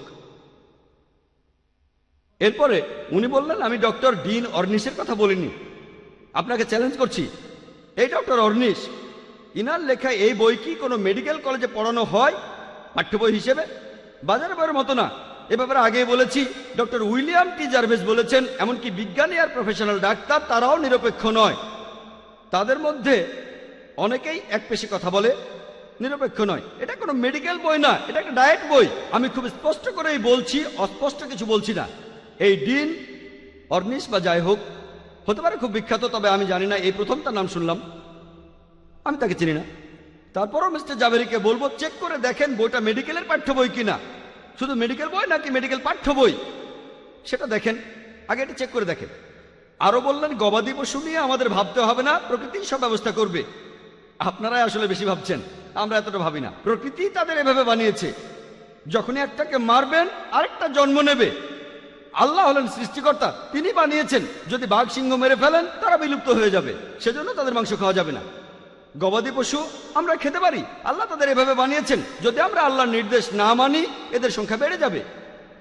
তারপর গাছপালা কেটে ফেলা প্রসঙ্গে উনি যেটা বললেন সেটা হলো, একটা ডাল কেটে ফেললেও মা তখনও বেঁচে থাকে। একইভাবে গরুর বাচ্চা, ছাগলের বাচ্চা, আমরা কি তাদের খেতে পারি? হ্যাঁ, মা তখনও বেঁচে থাকে, গরুটা তখনও বেঁচে থাকে। তারপর বাচ্চাটা বড় হয়ে মা হলে সেই পশুটাকেও মেরে ফেলা যায়। তাহলে উনার যুক্তিটা যদি মেনে নেই, গাছের মতো করে পশুদের মধ্যে অনেকেই বেঁচে যাচ্ছে, গাছের চাইতেও বেশি যদি উনার যুক্তিটা মানি। আমি আগে বলেছিলাম যে প্রতিরোধ করা সেটা প্রতিকারের চাইতে অনেক ভালো। আমিও ডক্টর অর্নিশের সাথে একমত যখন তিনি বলছেন যে কিছু রোগের পথ্য হিসেবে ভেজ খাবার ভালো, আমিও সে কথা একমত। আমি না বললাম কখন কোনটা স্বাস্থ্যকর সে কথা হচ্ছে না। এখানে বলছেন এই খাবারটা হচ্ছে মানুষের জন্য নিষিদ্ধ। চ্যালেঞ্জ করছি, মেডিকেল পাঠ্য বইয়ে দেখেন, আমিও একজন ডাক্তার, এই বইগুলো যে দিয়ে থাকুক, রুশবি ফাউন্ডেশন বা ইন্ডিয়ান ভেজিটেরিয়ান কংগ্রেস, এই বইগুলো এমন কিছু কথা প্রচার করছে যেগুলো সঠিক না, দুর্বলভাবে প্রমাণিত বা অপ্রমাণিত। ইসলামের প্রতিরোধের একটা ব্যবস্থা আছে যেটা বেশিরভাগ প্রশ্নেরই উত্তর দেব। ইসলাম ধর্মে যেভাবে প্রতিরোধ করা হয়, যখন আমরা পশুদের নিয়ে মেরে ফেলি তখন আমরা জবেহ করি, পশুর গলা কেটে ফেলি, সেই সাথে শিরা আর ধমনীও কেটে ফেলি। তবে মেরুদণ্ডের কোনো ক্ষতি করি না, তা না হলে হৃৎপিণ্ডের নার্ভটা ক্ষতিগ্রস্ত হবে, পশুটা হার্ট অ্যাটাক করবে। যখন মেরুদণ্ড ক্ষতিগ্রস্ত হয় না আর শিরা ধমনী সহ পশুটার গলা কেটে ফেলা হয়, হৃৎপিণ্ড তখন পাম্প করে, বেশিরভাগ রক্ত শরীর থেকে তখন বেরিয়ে যায়। শরীরের রক্ত অনেক জীবাণু আর ব্যাকটেরিয়া বহন করে। যদি এই পদ্ধতিতে পশু হত্যা করেন, আপনি যে রোগগুলোর কথা বললেন তার বেশিরভাগই প্রতিরোধ করা যায়, এ রোগগুলো হবে না। ইসলামিক নিয়মে জবাই করলে মাংস অনেকক্ষণ বিশুদ্ধ অবস্থায় থাকে। লোকে বলে ও এটা খুবই নিষ্ঠুর, আপনারা নিষ্ঠুরভাবে মেরে ফেলছেন, কষ্ট পেয়ে মারা যাচ্ছে। যখন ইসলামিক নিয়মে জবাই করি তখন আমরা গলার শিরা ধমনী কেটে ফেলি, যে নার্ভটার কারণে পশু ব্যথা টের পায় সেটাও আমরা তখন কেটে ফেলি। তাই সেই পশু কোনো ব্যথা টের পায় না, সে তখন পা ছোড়াছড়ি করে। কেন জানেন? সব রক্ত বের হয়ে যাচ্ছে বলে। পশুটা কোনো ব্যথা পায় না, সে পা ছোড়াছড়ি করছে কারণ তার শরীরের সেই অংশে রক্ত কমে যাচ্ছে। পশুটা কষ্ট পেয়ে মারা যায় না, মরার সময় কোনো ব্যথাই সে টের পায় না, ব্যথা পায় না, একদমই না। রক্তের মাধ্যমে যে রোগ ছড়ায় সেগুলো প্রতিরোধ করি। এছাড়াও পৃথিবীতে এমন অনেক দেশ আছে, অনেকে বিভিন্ন পশু পালন করে, তারা পশুদের হরমোন দেয়। এমন একটা রোগের কথা মিস্টার জাভেরিও বললেন, রোগটার নাম হলো DES, diacylglycerol. গবাদি পশুদের কিছু হরমোন দেওয়া হয় যাতে করে পশুগুলো মোটা হয়, তখন বেশি দামে বেচতে পারেন মাংসের জন্য। এটা ইসলাম ধর্ম অনুযায়ী হারাম। কার্সিনোজেনিক হরমোন যদি পশুদের শরীরে দেন তখন ইসলামিক নিয়মে জবাই করলে তারপরেও সেটা হারাম। এটা জবাই হলেও হালাল নয়, এটা জবাই কিন্তু হারাম। যদি পশু শরীরে হরমোন ঢোকানো হয় আপনারা তার মাংস খেতে পারবেন না। সেই পশুর মাংস হারাম যাদের ননভেজ খাওয়ানো হয়, কারণ নবীজি বলেছেন যে পশুকে ননভেজ খাওয়ানো হয় সেটা তোমাদের জন্য নিষিদ্ধ। পরে যদি পরিচ্ছন্নতার দিকে খেয়াল রাখেন আর মাংসটা ভালোভাবে রান্না করেন, বেশিরভাগ রোগী মিস্টার জাভেরি যেগুলো বললেন সবগুলো না, বেশিরভাগ রোগী প্রতিরোধ করা যায়। আর ননভেজ খাবারগুলোর মধ্যে সবচেয়ে বিপজ্জনক যেটা অনেক মানুষই খেয়ে থাকে সেটা শূকর।